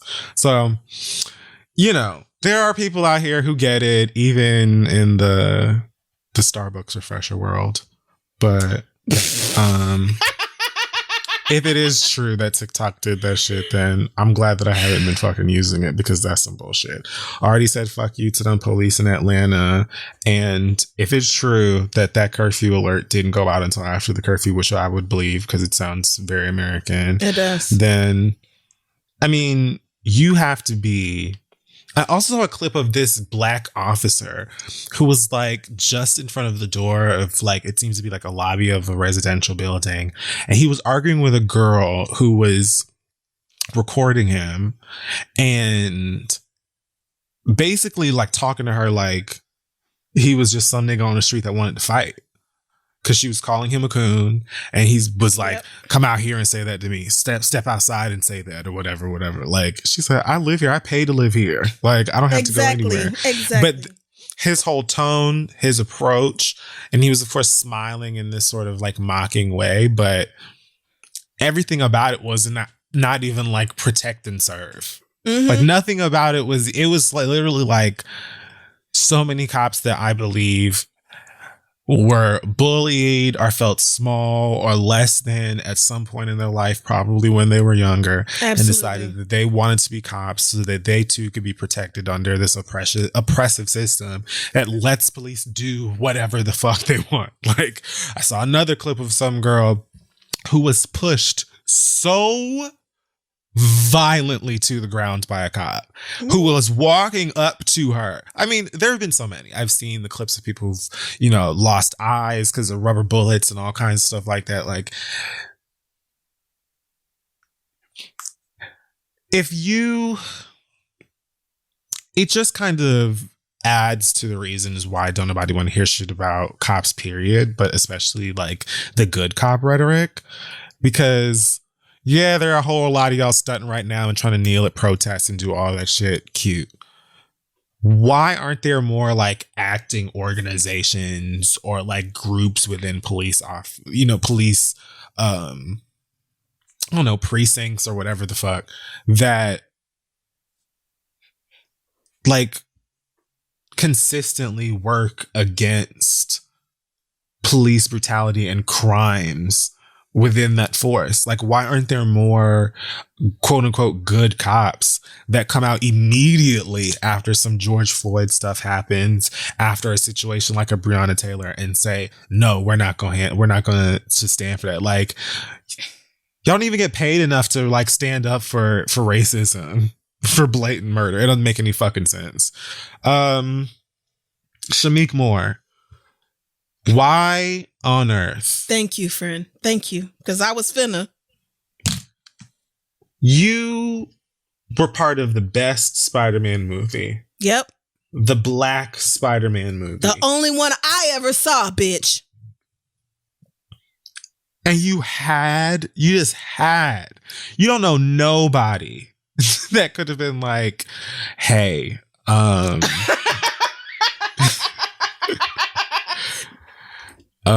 so I know that you feel this way about stuff. Don't tell nobody. But he did. His team told him to not get on the fucking internet. They told him to log the fuck off. And he said, fuck that, I'm gonna do it anyway. All right, so, bitch. Shameik Moore tweeted some shit about the Black community needing to basically not put themselves in the position to be killed, saying we need to learn how to deal with police and or racism, because this is the part of the scenario we have failed to fix. We have to work on our community before blaming everything on racist and police. Okay. Then he goes into the black on black violence. He says, if we know that the wrong white person could change our whole life with a false accusation, why do we give them the energy they want? Like, the most basic of tweets when it comes to like respectability politics, and I don't know if that classifies as Stockholm syndrome. It's just one of those fucking things. I don't know either. It's like, how have you not even already heard or seen someone say this shit and get lit aflame for it? Like, what? This is, you ain't even saying no brand new bullshit. You saying some old bullshit. There isn't anything. Nigga, look at the very same couple that I've already mentioned like twice already, that got yanked out of their car when they was literally just trying to get home. I read a tweet from someone who I believe was a reporter, who said that he got pepper sprayed twice just walking to his hotel. There was Mason people who was waiting for the bus. Like, people who aren't even protesting are being attacked.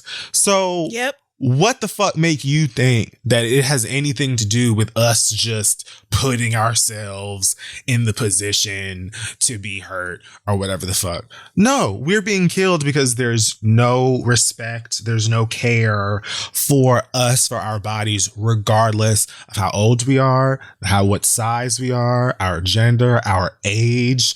There were stories of women who had miscarriages due to violence from police during these protests. And that's not the first, second, third time that shit has happened. We get killed due to police brutality before we even get here, my nigga. Period. What the fuck are you even talking about? It has nothing to do with black on black violence. What a fucking Trump thing to say. It has nothing to do with that. This is really not even our problem. Like, it is because we're the ones who are suffering.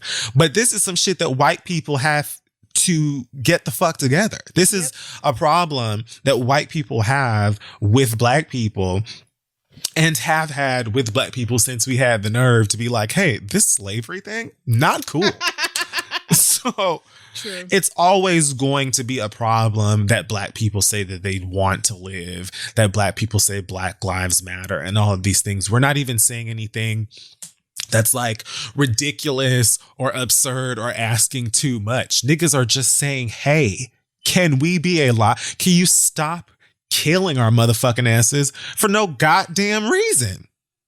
For no reason. Like, it's just that motherfucking simple. The problem is, white people, America, it's all thievery. And it's like, if somebody was to break into your house and steal all your shit, if you see them out in the street and go up to them and we're like, hey, listen, so I know that you put me in this position. It's cool. Like, just give me half my shit back. And like, that's it. I just want half of my stuff back. I just want, you can have that and I'll have this, and that's it. They would look at you like you're fucking crazy. Exactly. And you would be, because what the fuck are you talking about? You know what most people would do in that kind of situation if they saw a motherfucker in the street? They would either put your ass on the ground or in it.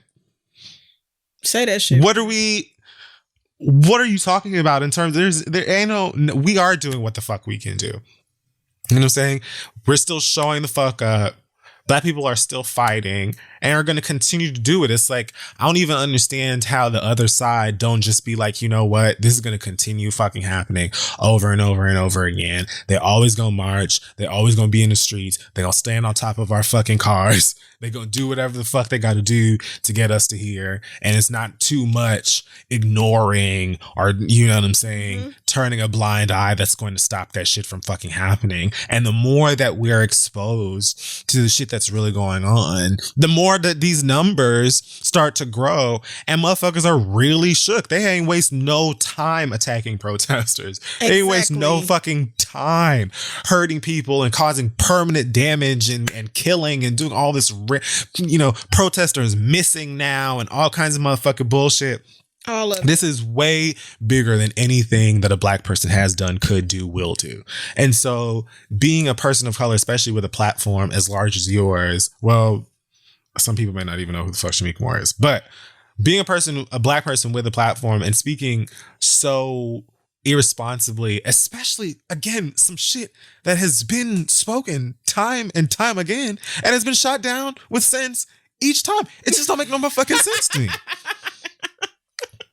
I could not tell you why he did that shit. I told him, nigga, please don't go on live. I saw you say I that said, too. please don't go live because you have not learned nothing. If you haven't, please don't go live. And he did anyway. Crystal was like, let the record show that I tried to tell this nigga not I did. to be stupid. I tried. Y'all claim I hate black men, but I tried to save that black man. And he said, fuck you. I'm going to say it anyway. Like, he literally doubled down, tripled down on the dumb shit. So it's like, all right, nigga. Just take it then. Like, a lot of celebrities have fucked up lately and then come back and been like, oh, my bad. Like Virgil Abloh and that $50 he donated. That was right next to this on my thing. Oh, I'm sorry. My bad. I didn't want to take that away from you. No, you're fine. You're totally fine. Well, I mean, so he put out a statement today. I don't know if you saw it, but it was an iOS press release. It was a good 4 or 5 screenshots long.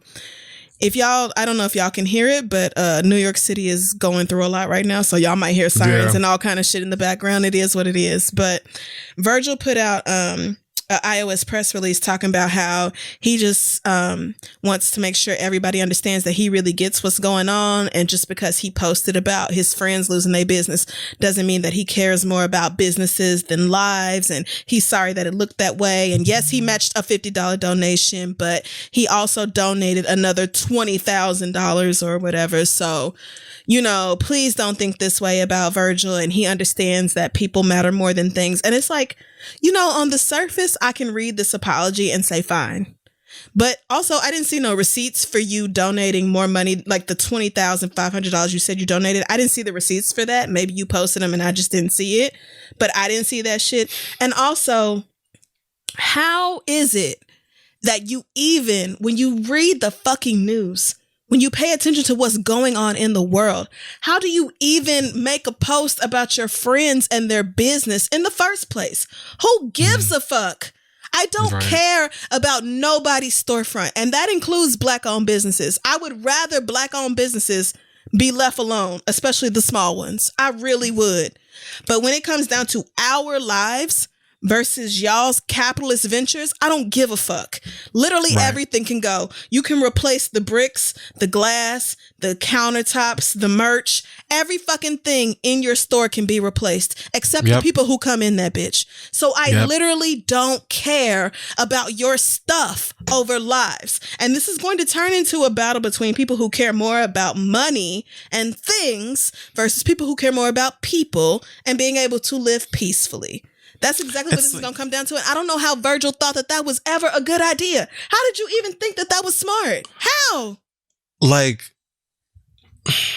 it just blows my mind how many black celebrities were, you know, on some, oh, but my store, I own a lot of stuff here, or I have a lot of stuff and I ain't never done nothing, blah, blah, blah. Like I said, all of this stuff are symptoms to a problem that, you know, we never created. You can replace those things. And many of y'all have enough money to do it quite easily. Exactly. You know what I mean? Exactly. The same way that CNN had somebody out there repainting their logo or whatever the fuck. The next fucking morning. So 12 hours later, people was out there cleaning that shit up. I don't care that nigga spray painted on CNN's fucking logo. Who gives a shit? CNN, do you know how much money CNN has? They will clean that shit right the fuck back up. I don't care. Stop talking to me about people's stores. Rashida talking about she hope don't nobody raid press. Bitch, nobody's going to Pressed. You'd be lucky if they remember Press is there. Niggas would rather just pay for the shit on AliExpress than go to Pressed. Please leave us alone. Nobody is targeting Pressed out of all the fucking stores in Phipps or Lennox. Be serious. Shekinah crying over Gucci. Nigga, I was like, now you know she was on my list. I said, I know this bitch did not. Them people down at Lennox Mall ain't did nothing to y'all. I was like, she's gotta be kidding. Gucci this has gotta be a dark joke. And the police ain't never did nothing said too, y'all. I said, oh, it must Tears. be 2 Atlanta PDs. It must be 2 Atlanta PDs, and especially when you expand that to consider the metro area. Bitch, I know you fucking lying. Cobb and Clayton County, where my own niggas have told me, bitch, come here and stay inside. Are you kidding? The police ain't never did nothing to nobody? Girl, if you don't shut the fuck up. I don't know if you saw Tory Lanez on live, but he told Shekinah was in there talking about, hello, hi, like trying to get his attention. He was like, hey, shorty, crying over the Gucci store. Yeah. Because, bitch, why are you crying over the Gucci store? Gucci, who probably don't even make clothes for you to fit off the rack. No shade, because they don't do it for me either. But, like, girl, you crying over Gucci when Gucci don't give a shit about you? I bought Tory Lanez album after that shit. Okay, I mean, I'm not going to listen to it, but I for damn sure streamed it. It's like, Shekinah, girl, are you a Gucci brand ambassador and I just didn't know it? You have tears on your face, bitch. And then like came out talking about she not crying over Gucci. Well, bitch, you crying over Linux then, which is even dumber.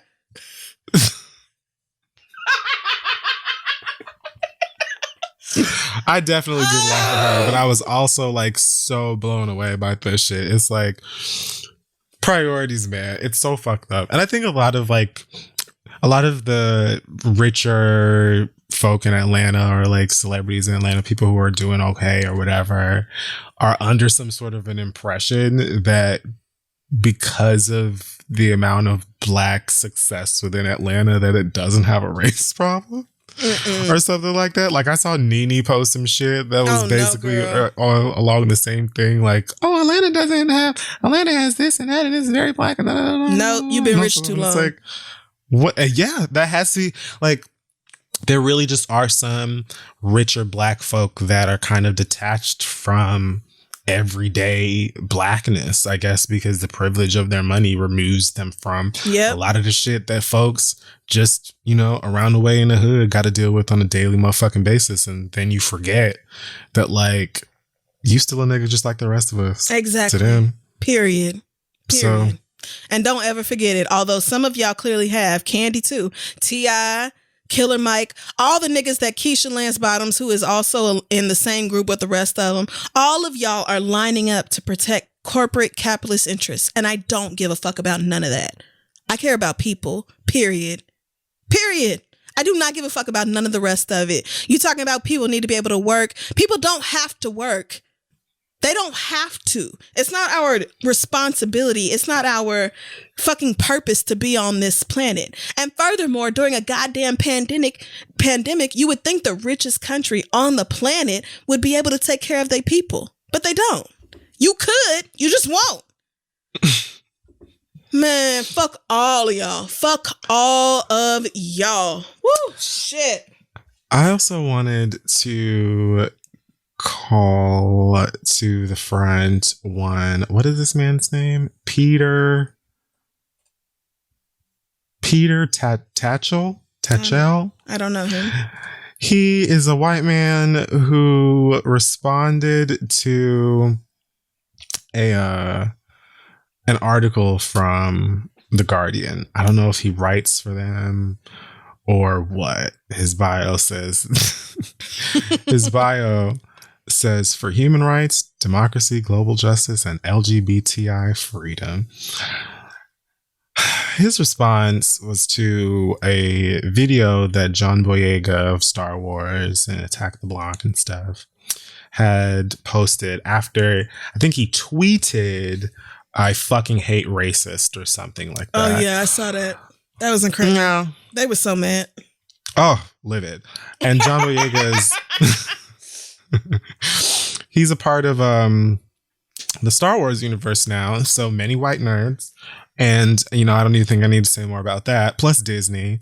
So they tried to make it seem like the cussing was just like, my word. You say the F word, but you're that guy from the thing with Darth Vader, aren't you? How could you?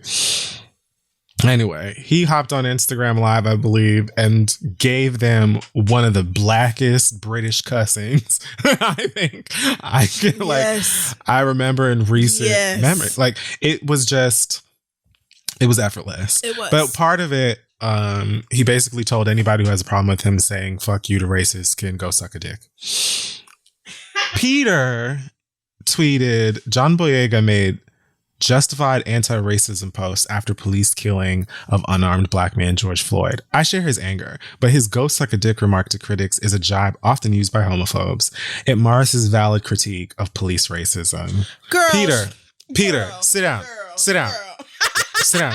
Not now. It don't mar nothing, girl. It don't mar nothing. People have been saying "go suck a dick," period. Sweetie, cis-het women say "suck my dick" now. Like, yes. It isn't something that's strictly used by homophobes. Straight men say that to one another all of the time. And guess what? Not just homos suck dicks. It's like, how are you going to take this moment and claim that you allegedly agree and it is justified to be pissed off about racism and all this stuff, but pick that one statement that he said when he's clearly and rightly pissed off and annoyed with people and make it into some, oh, but that's homophobic shit.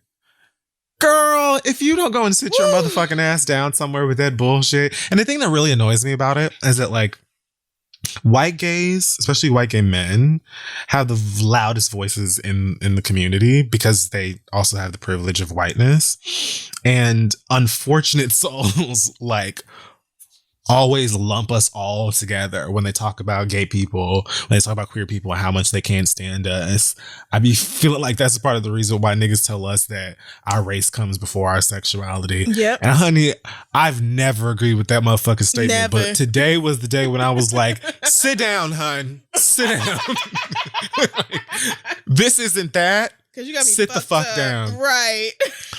Like, I could not believe that this white man really tried to actually his way through this motherfucking thing. Like, again, I feel like so many of y'all are just doing some self-serving bullshit where you're like trying to come on here and stand on a soapbox because everybody has something to say or feels like they need to have something to say. And like, girl, if you ain't got nothing to say, you can be quiet. Sometimes it's better to just do that. Oh, almost always. So like, I don't know how to get that through to the people who needed to hear it. But I was like, white gay man, I'm not about to let you come in here and try and twist this black man's words because he told racists to go suck a dick if they don't like the fact that he hates racism. Because that shit was not homofucking-phobic. Like, are you fucking kidding me? Are you serious right now? I can't even think of the last time that like a homophobic person told me to go suck a dick. Like, I'll probably be like, honestly, I'd love to. Do you have one for me? It has been forever. Where's the dick at? Yes, please. Drop it off. If you or anyone you know has a dick. Like, bitch, are you fucking dead serious, you stupid bitch? Oh, yeah. I honestly did not take note of his name, but I did see that. And I was just like, I know this homosexual is fucking lying to me, sir. Everybody, even lesbians say suck a dick. And they usually say strap, but we'll say suck a strap too. Like, it don't.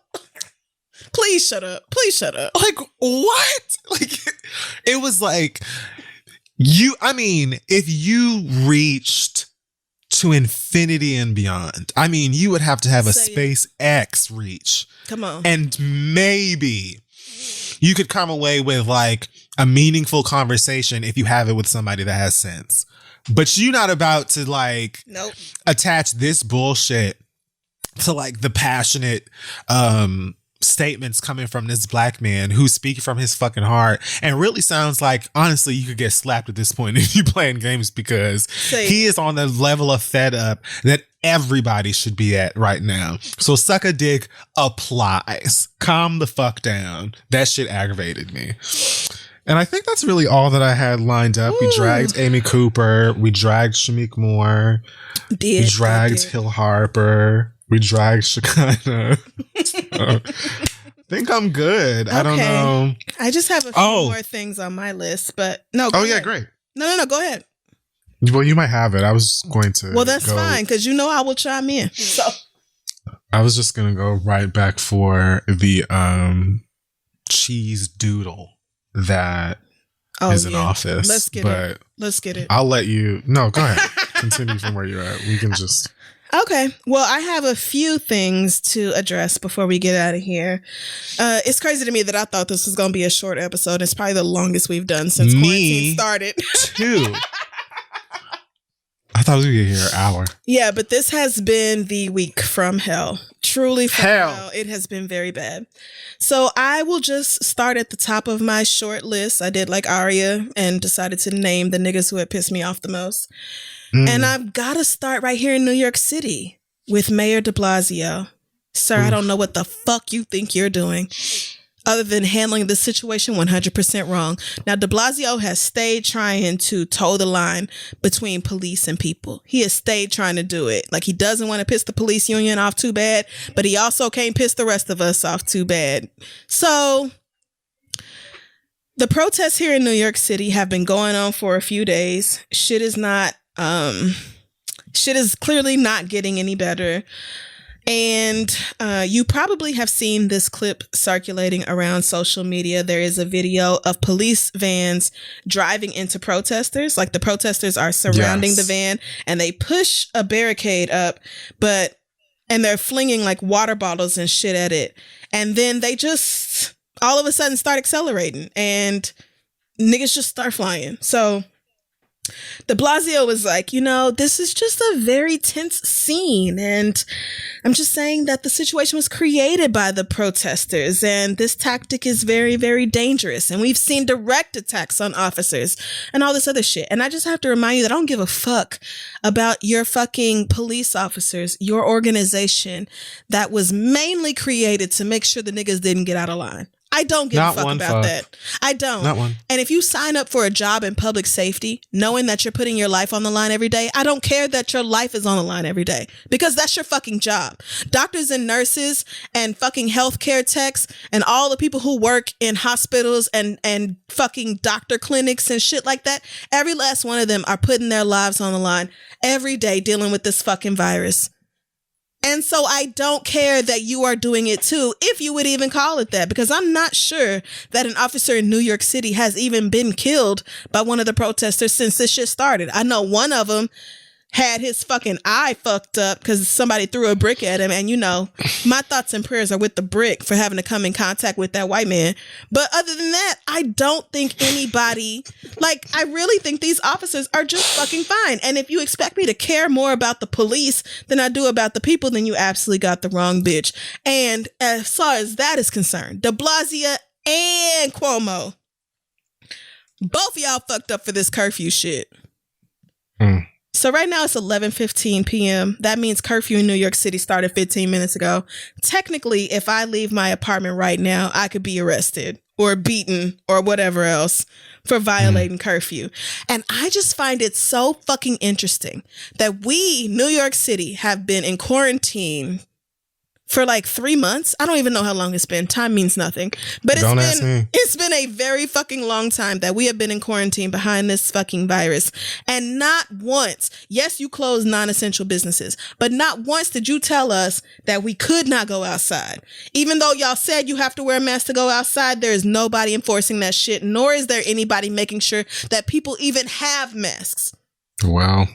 Nobody is making sure that people even have access to masks, much less making sure that everybody who goes outside does it. But we also have not been put under a curfew this whole fucking time. And now that mostly people of color and some allies have decided to go take to the fucking streets because we're tired, black people especially, we are tired of you fucking killing us. Now can't nobody leave the house from 11 p.m. to 6 a.m.?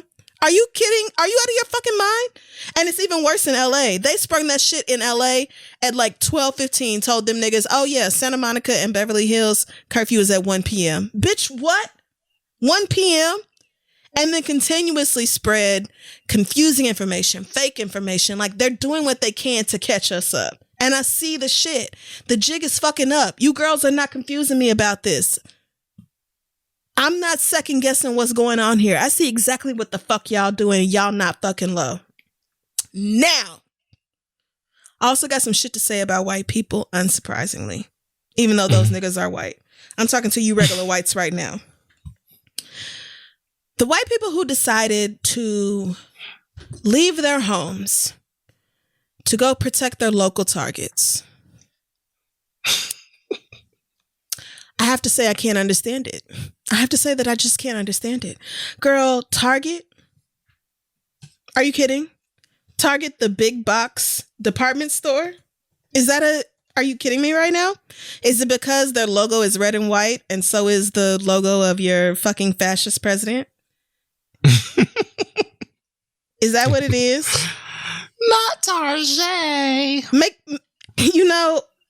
Help it make sense for me, friend, because Target's net income fiscal year 2019 was almost $3 billion. $3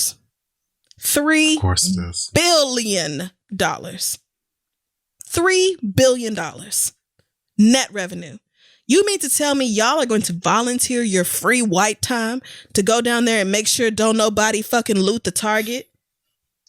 What's in Target that's so important that you are ready to go downstairs, that you are ready to go to your local Target and risk your life, health, or whatever else to keep the Target safe? What's in there? I would love to know. Is it the clothes? Is it the electronics? Is it the Target branded foods and snacks? What is it? What's so great about Target that y'all are willing to lay down your fucking safety in order to defend? Anybody could have gone into any one of your particular local Targets and cleaned out electronics. Absolutely. And Target would still be just fine. Exceptional. Exactly. Like still rolling in money. I'm lost. I don't get it. People have been crying about Soho being looted the other day. Bitch, every last one of them luxury stores in Soho has the money to replace that shit and then some. How dare y'all? I saw a white woman tweet about how her Chanel bag that cost $3,000 is worth less now that people have looted the Chanel store. Oh no. Not a moment of, wow, I'm so fortunate that I could afford a $3,000 Chanel bag. Not, wow, it's just a fucking purse and I should get over myself. But I guess my bag don't mean nothing now since people fucking looted. Bitch, your bag didn't really mean nothing in the first place. It was just a bag. And like I say this as somebody who has Chanel. I love my fucking bag, but it's just a bag. It's just a bag, yeah. It doesn't mean anything when you compare it to people. And I don't care how many other people have a Chanel bag. I still like the bitch. I don't care if everybody else has my purse. I don't. So, like, y'all's priorities are in the wrong fucking place. You have been spending $3,000 on Chanel. On Chanel. Most people don't spend $3,000 on rent. Shut the fuck up. Woo! My God. Absurd. I mean, it's New York City and we're in the middle of the earth destroying itself. So yeah, there's going to be sirens, but I want y'all to stop valuing these things, these fucking luxury brands and shit over human beings. They literally mean nothing. And in that same vein, all you rich ass celebrities who are sitting up in your fucking multi-million-dollar mansions without a real care in the world. You know what y'all's biggest problem is? Your kids are getting on your nerves. Guess what? Everybody's kids are getting on their fucking nerves. So imagine the parents that don't have an east or west wing to hide from them motherfuckers. Imagine the people who don't have a giant backyard or a pool to send those kids out in. Imagine the people who can't ask their hired help to come in anyway to keep them kids out your fucking face so you can breathe. In New York alone is people right now sharing beds with their kids and maybe a fan. Maybe a fan. People renting rooms with their kids right now. And you expect me to feel bad for you, but that's not even the point. For y'all to sit up in your ivory towers and to criticize the protesters for looting or stealing or whatever else. It's like the disconnect here is fucking crazy. Do you understand that people were waiting with fucking bated breath for a $1,200 stimulus check? Most of y'all spend more than $1,200 in a day. These people have been waiting for months for a $1,200 check and were happy as hell to have it because it helped them pay their fucking bills, their rent, their electricity, food for their kids. You got Donald Trump and Mitch McConnell right now deciding that ain't no more stimulus checks coming out. If we reopen the economy and niggas get sick again, that's too fucking bad. But you want people to stop looting? You want people to stop going after things of value when they have nothing? The U.S. unemployment rate is getting to Great Depression levels. It is fucking crazy what's going on out here. People are broke, and you expect them to sit back and watch y'all have everything you need while they struggle. It does not work like that. It is only so long you can play in people's faces. So please, if you have not taken your rich ass down to the fucking streets with the people to protest this shit that's going on, shut the fuck up, stay safe in your house somewhere, and write a fucking check. Fucking donate your money. Chrissy Teigen said she was donating $100,000 to bail the protesters out, and somebody got mad at it. She was like, make it 200 then. If you not gonna take your ass outside, open your fucking pocketbooks. And I really believe in my heart of hearts, y'all shouldn't have to open your checkbooks, because y'all should be taxed at such a rate to where we don't have to depend on your donations. But since we do, open the fuck up, girl. Somebody challenged Drake to make a $400 donation. That nigga made a $100,000 donation. He said, what y'all not gonna do is have me out here like Virgil. I'm not even gonna pretend like $400 means something to me. Let me go ahead and throw 6 figures on the Amex right quick so y'all understand. Just shut the fuck up and open your purse if you're not gonna come down here and put your life at risk. You know why you're not protesting? Because the police are out there and don't give a fuck about you, and they will bash your goddamn head open. They will shoot rubber bullets at your eye, and have you fucking blind. They blinded a 21-year-old white boy. You think they won't blind you? They don't give a fuck. Not to mention, coronavirus is still dragging her ass all across the country. Probably outside cackling. And people are outside yelling, screaming, without masks, with masks, whatever. It's so many people out there. You just have to imagine that the virus is going crazy. So if you're not going out there and risking your fucking life, shut the fuck up. Spend some fucking money on us and shut the fuck up. I have not had my ass outside up to this point because I am terrified of this fucking virus. But there is a vigil tomorrow for Tony McDade and Nina Pop and other Black trans people who have been lost to all kinds of violence, police violence, nigga violence, all kinds. Tomorrow, which is Tuesday, at Stonewall at 6:30. And I think I'm going to take my ass on out there and do something about it. Because for me, just donating is fine. Like, donating is great. And I love giving my money to these causes. But I need y'all to see my face. I need to go out there and make sure people know that this shit, Black liberation, is important enough for me to die behind it. It is. Yeah. It's important enough for me to die behind it. I would rather die a real nigga. I would rather die a real nigga than go out like one of these fucking coon ass simps. I would. I don't give a fuck. I do not. And speaking of all of that, this situation with George Floyd, I think it's different this time solely because white people had so many minutes to watch the life drain out of a Black man's face. And because we are, well, not solely. It's that. And it's also because we are living in an age where this president simply doesn't give a fuck. And he will tell his followers to just fucking kill us all.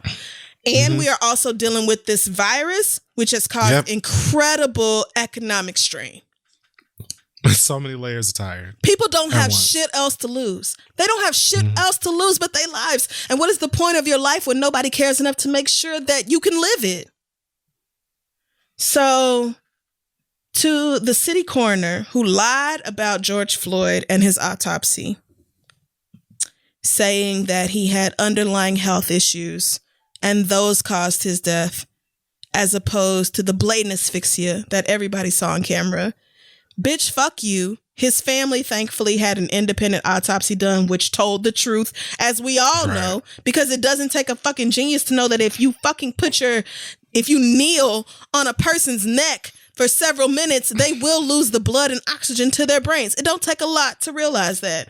But as we see the people in charge come together to take care of the police, to take care of the system, to take care of the structure before they give a fuck about the rest of us. Whoever this coroner is was willing to risk their job, their professional reputation, everything else to protect the police. Why? Ask yourself that shit. Built to make sure that kind of shit happens. That's what I'm saying. Like, It's so deeply rooted. Like the whole country was built within and on top of racism. Well, underneath racism, really, if you want to like, but it's got to be some shit where we really just start over. And that's the thing I think that really threatens this country and the racists within it. Like, it's not even like niggas are like, everybody get out of the way. This is our motherfucking country now. And you will all, like, we don't even approach Black Lives Matter from a supremacist standpoint. It's literally stop killing us. Right. Stop killing us. That's it. Like, it's so it shouldn't even be anything fucking difficult. It's so basic. Even of just give us the same rights, the same respect, have the same approach that you do with white people. You know what I'm saying? We've seen videos of Black people in the streets during these protests that have been attacked, people of color, because not all of them Black. You know what I'm saying? And I'm seeing clips of, you know, white girls running out of vans and stuff like that. And the cops just sort of ever so slightly doing a brisk walk up to them like, hey, don't do that. Hey, put that down. And they're able to just go on ahead and go on. Yep. If a nigga was to jump out of that store and the other with something in it, with something in their hands, it would be, you know, hell and brimstone, fire and all that shit. So I just don't. It's like you can't even look at the parallels of these things and say anything that isn't bullshit if you're disagreeing with what we're saying, you know, with what the movement is all about. It's that's the frustration behind it, is that there are so many people who have arguments and things like that for the enemy. And it's just like how can you justify George Floyd's death? How can you justify Breonna Taylor's death? Like how can you read even the basics, like the bare minimum of information about these stories and really have an excuse for it, unless you just want to maintain the system that's in place in this country because it benefits you. Like I said, ain't no thief finna look at somebody and be like, hey, can I have my stuff back? Or even just half of my stuff and be like, sure. Like, it doesn't work like that, girl. That's not gonna happen. So this shit really, it has to be like on some, you know, like when the store is closing for good and they put that sign that says everything must go. Mm-hmm. Everything must go. Like everything gotta just be uprooted, and we have to start putting things in place for this country that is going to sincerely serve everyone in the right ways. And until then, we ain't never gonna stop fighting. We ain't never gonna stop chanting. Never. We ain't never gonna start writing slick shit on poster boards and cardboard and all that kind of shit. And we're gonna be on your ass every single way. If not in the streets, in your pockets or out of your goddamn pockets, because I'm all for defund police. And period. You know what I'm saying? On your phone lines, in your inboxes, all of those things. It's never gonna stop. And like I said, I don't understand why y'all motherfuckers ain't tired. It's simple. Stop fucking killing us. Stop killing us. Stop making sure that the scale is so unevenly sitting. Like, it's just so unbalanced. And that really, it's not even just about keeping us underneath y'all as much as it is exterminating us. Like, we're done. The whole thing is finished. And this motherfucking... this whitehead in the White House. Like, I hate him. I just, like, I know that he gets his rocks off on all of this motherfucking shit, but at the same time, I know how much of a fucking narcissist he is and a sociopath. And all of these reads will boil his blood. He has... And he has like a ridiculous regime of followers and racists that will probably follow him right into the rays of the sun. But at the same time, he's still gonna get these motherfucking reads and these hollers, and they will knock the wig off of his fuck ass head. Yep. Fuck Donald Trump. Fuck the government. Fuck the police. And I'm done. Amen. I just want to say that Trump has decided that Antifa is a terrorist organization. Like, which I'm not even going to entertain. Like, Antifa stands for anti-fascist. And so the only government that would be threatened by anti-fascist is a fascist government. But, you know, also, Antifa might be the white boys who are out causing trouble, rioting and looting and shit like that, really starting the shit. I don't know if it's Antifa. I don't know if it's right-wing white people who were paid to be there. I don't know what it is. What I know is that the shit is just a little bit too fucking convenient when they all of a sudden it's piles of bricks and shit just sitting on the sidewalk waiting for people to start looting. But what I will say is, even if you aren't Antifa, please know that Antifa to Donald Trump will mean anybody who opposes Donald Trump. Yeah. It will mean anybody who goes against him. Remember the black extremist shit, black identity extremists or whatever that he tried to pull? Yes. Way back, and it was like DeRay and a bunch of other niggas where he had them put on this list. Black identity extremists, yes, because I bought the fucking hoodie. This is just going to be that. Anybody, same. But anybody who goes out and protests Donald Trump will be considered Antifa. So just know that. Just understand that when he's talking about them people, he's also talking about you. Even though you might have no idea what Antifa is, never been to a meeting or nothing else, he's talking about anybody who opposes his fucking dictatorship. Absolutely. No, I go believe ahead. that there are people planning motherfuckers. I saw a video earlier today of some black girl who looked like she was legitimately ready to drag somebody out of their white ass car because they just like handed a brick to some black kids or some black men and then were ready to drive off. And she came up to that motherfucking car so quick and was like, I will whoop your ass out here if you don't go the fuck home. Period. Like, don't come out here starting shit knowing that we're going to be blamed for it. Knowing that we're going to be the ones to catch the heat for it. But also, fuck America and everything this bitch stands for. So, there is also that. Tamir Rice and Ayanna Jones should have turned 18 this year. Did you know Tamir Rice and Ayanna Jones' birthdays are within 1 month of each other? No. One born in June and one born in July of 2002. And both murdered by the fucking police. Them kids should have turned 18 this summer. Junior or senior year in high school. They should have been alive. They should have been able to grow up. They should have been able to experience shit, and they couldn't. And that's just 2 names of the countless. So please don't talk to me about the fucking police or anything else. I care about us, and that's it.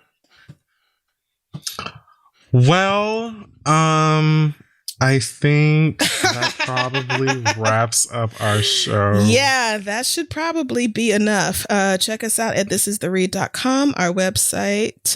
We are also on social media at This Is The Read, all over different social media sites. And don't forget to check out our sponsor, ThredUp. You can save on your closet and all the things you need, because all of that is so much easier now with ThredUp. They are the largest online thrift store with up to 90% off your favorite brands.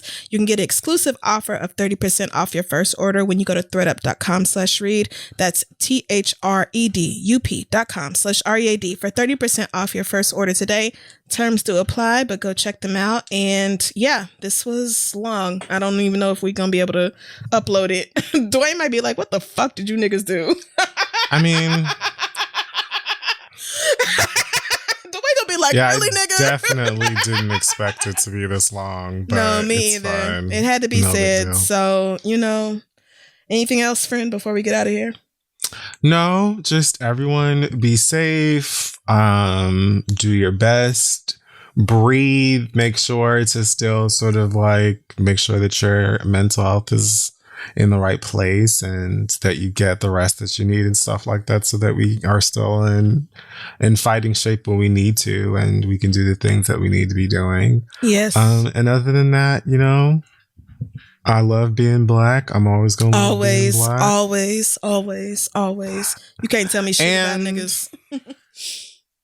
Yeah, like you said, you pointed out something I exactly was going to say. I don't know if it's like a mixture of this absolute dingleberry of a president on top of this other virus running rampant all over the planet that has already had us tired for weeks and weeks. And then just yet another black body we have to see be killed.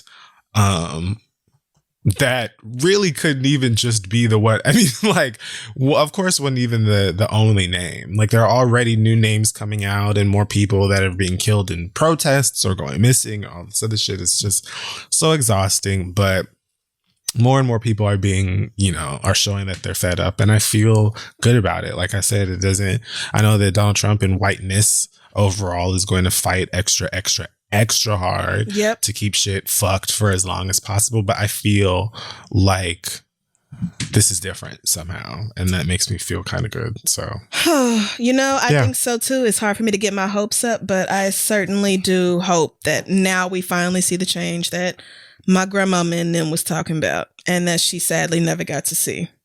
Yeah, I'm not keeping my hopes up too high for this particular thing because we already know how this should be going. But exactly. I feel like the more people fight and the more that these things are amplified, the more that we have chances to reach out to people or to touch people, to affect some people. And like I said, I feel like a lot of them are going to be younger folk, but that in itself to me is it aids in my mental stability because I feel like maybe I'll be old and gray and at Shady Pines, but at some point I think that we'll get it the fuck together.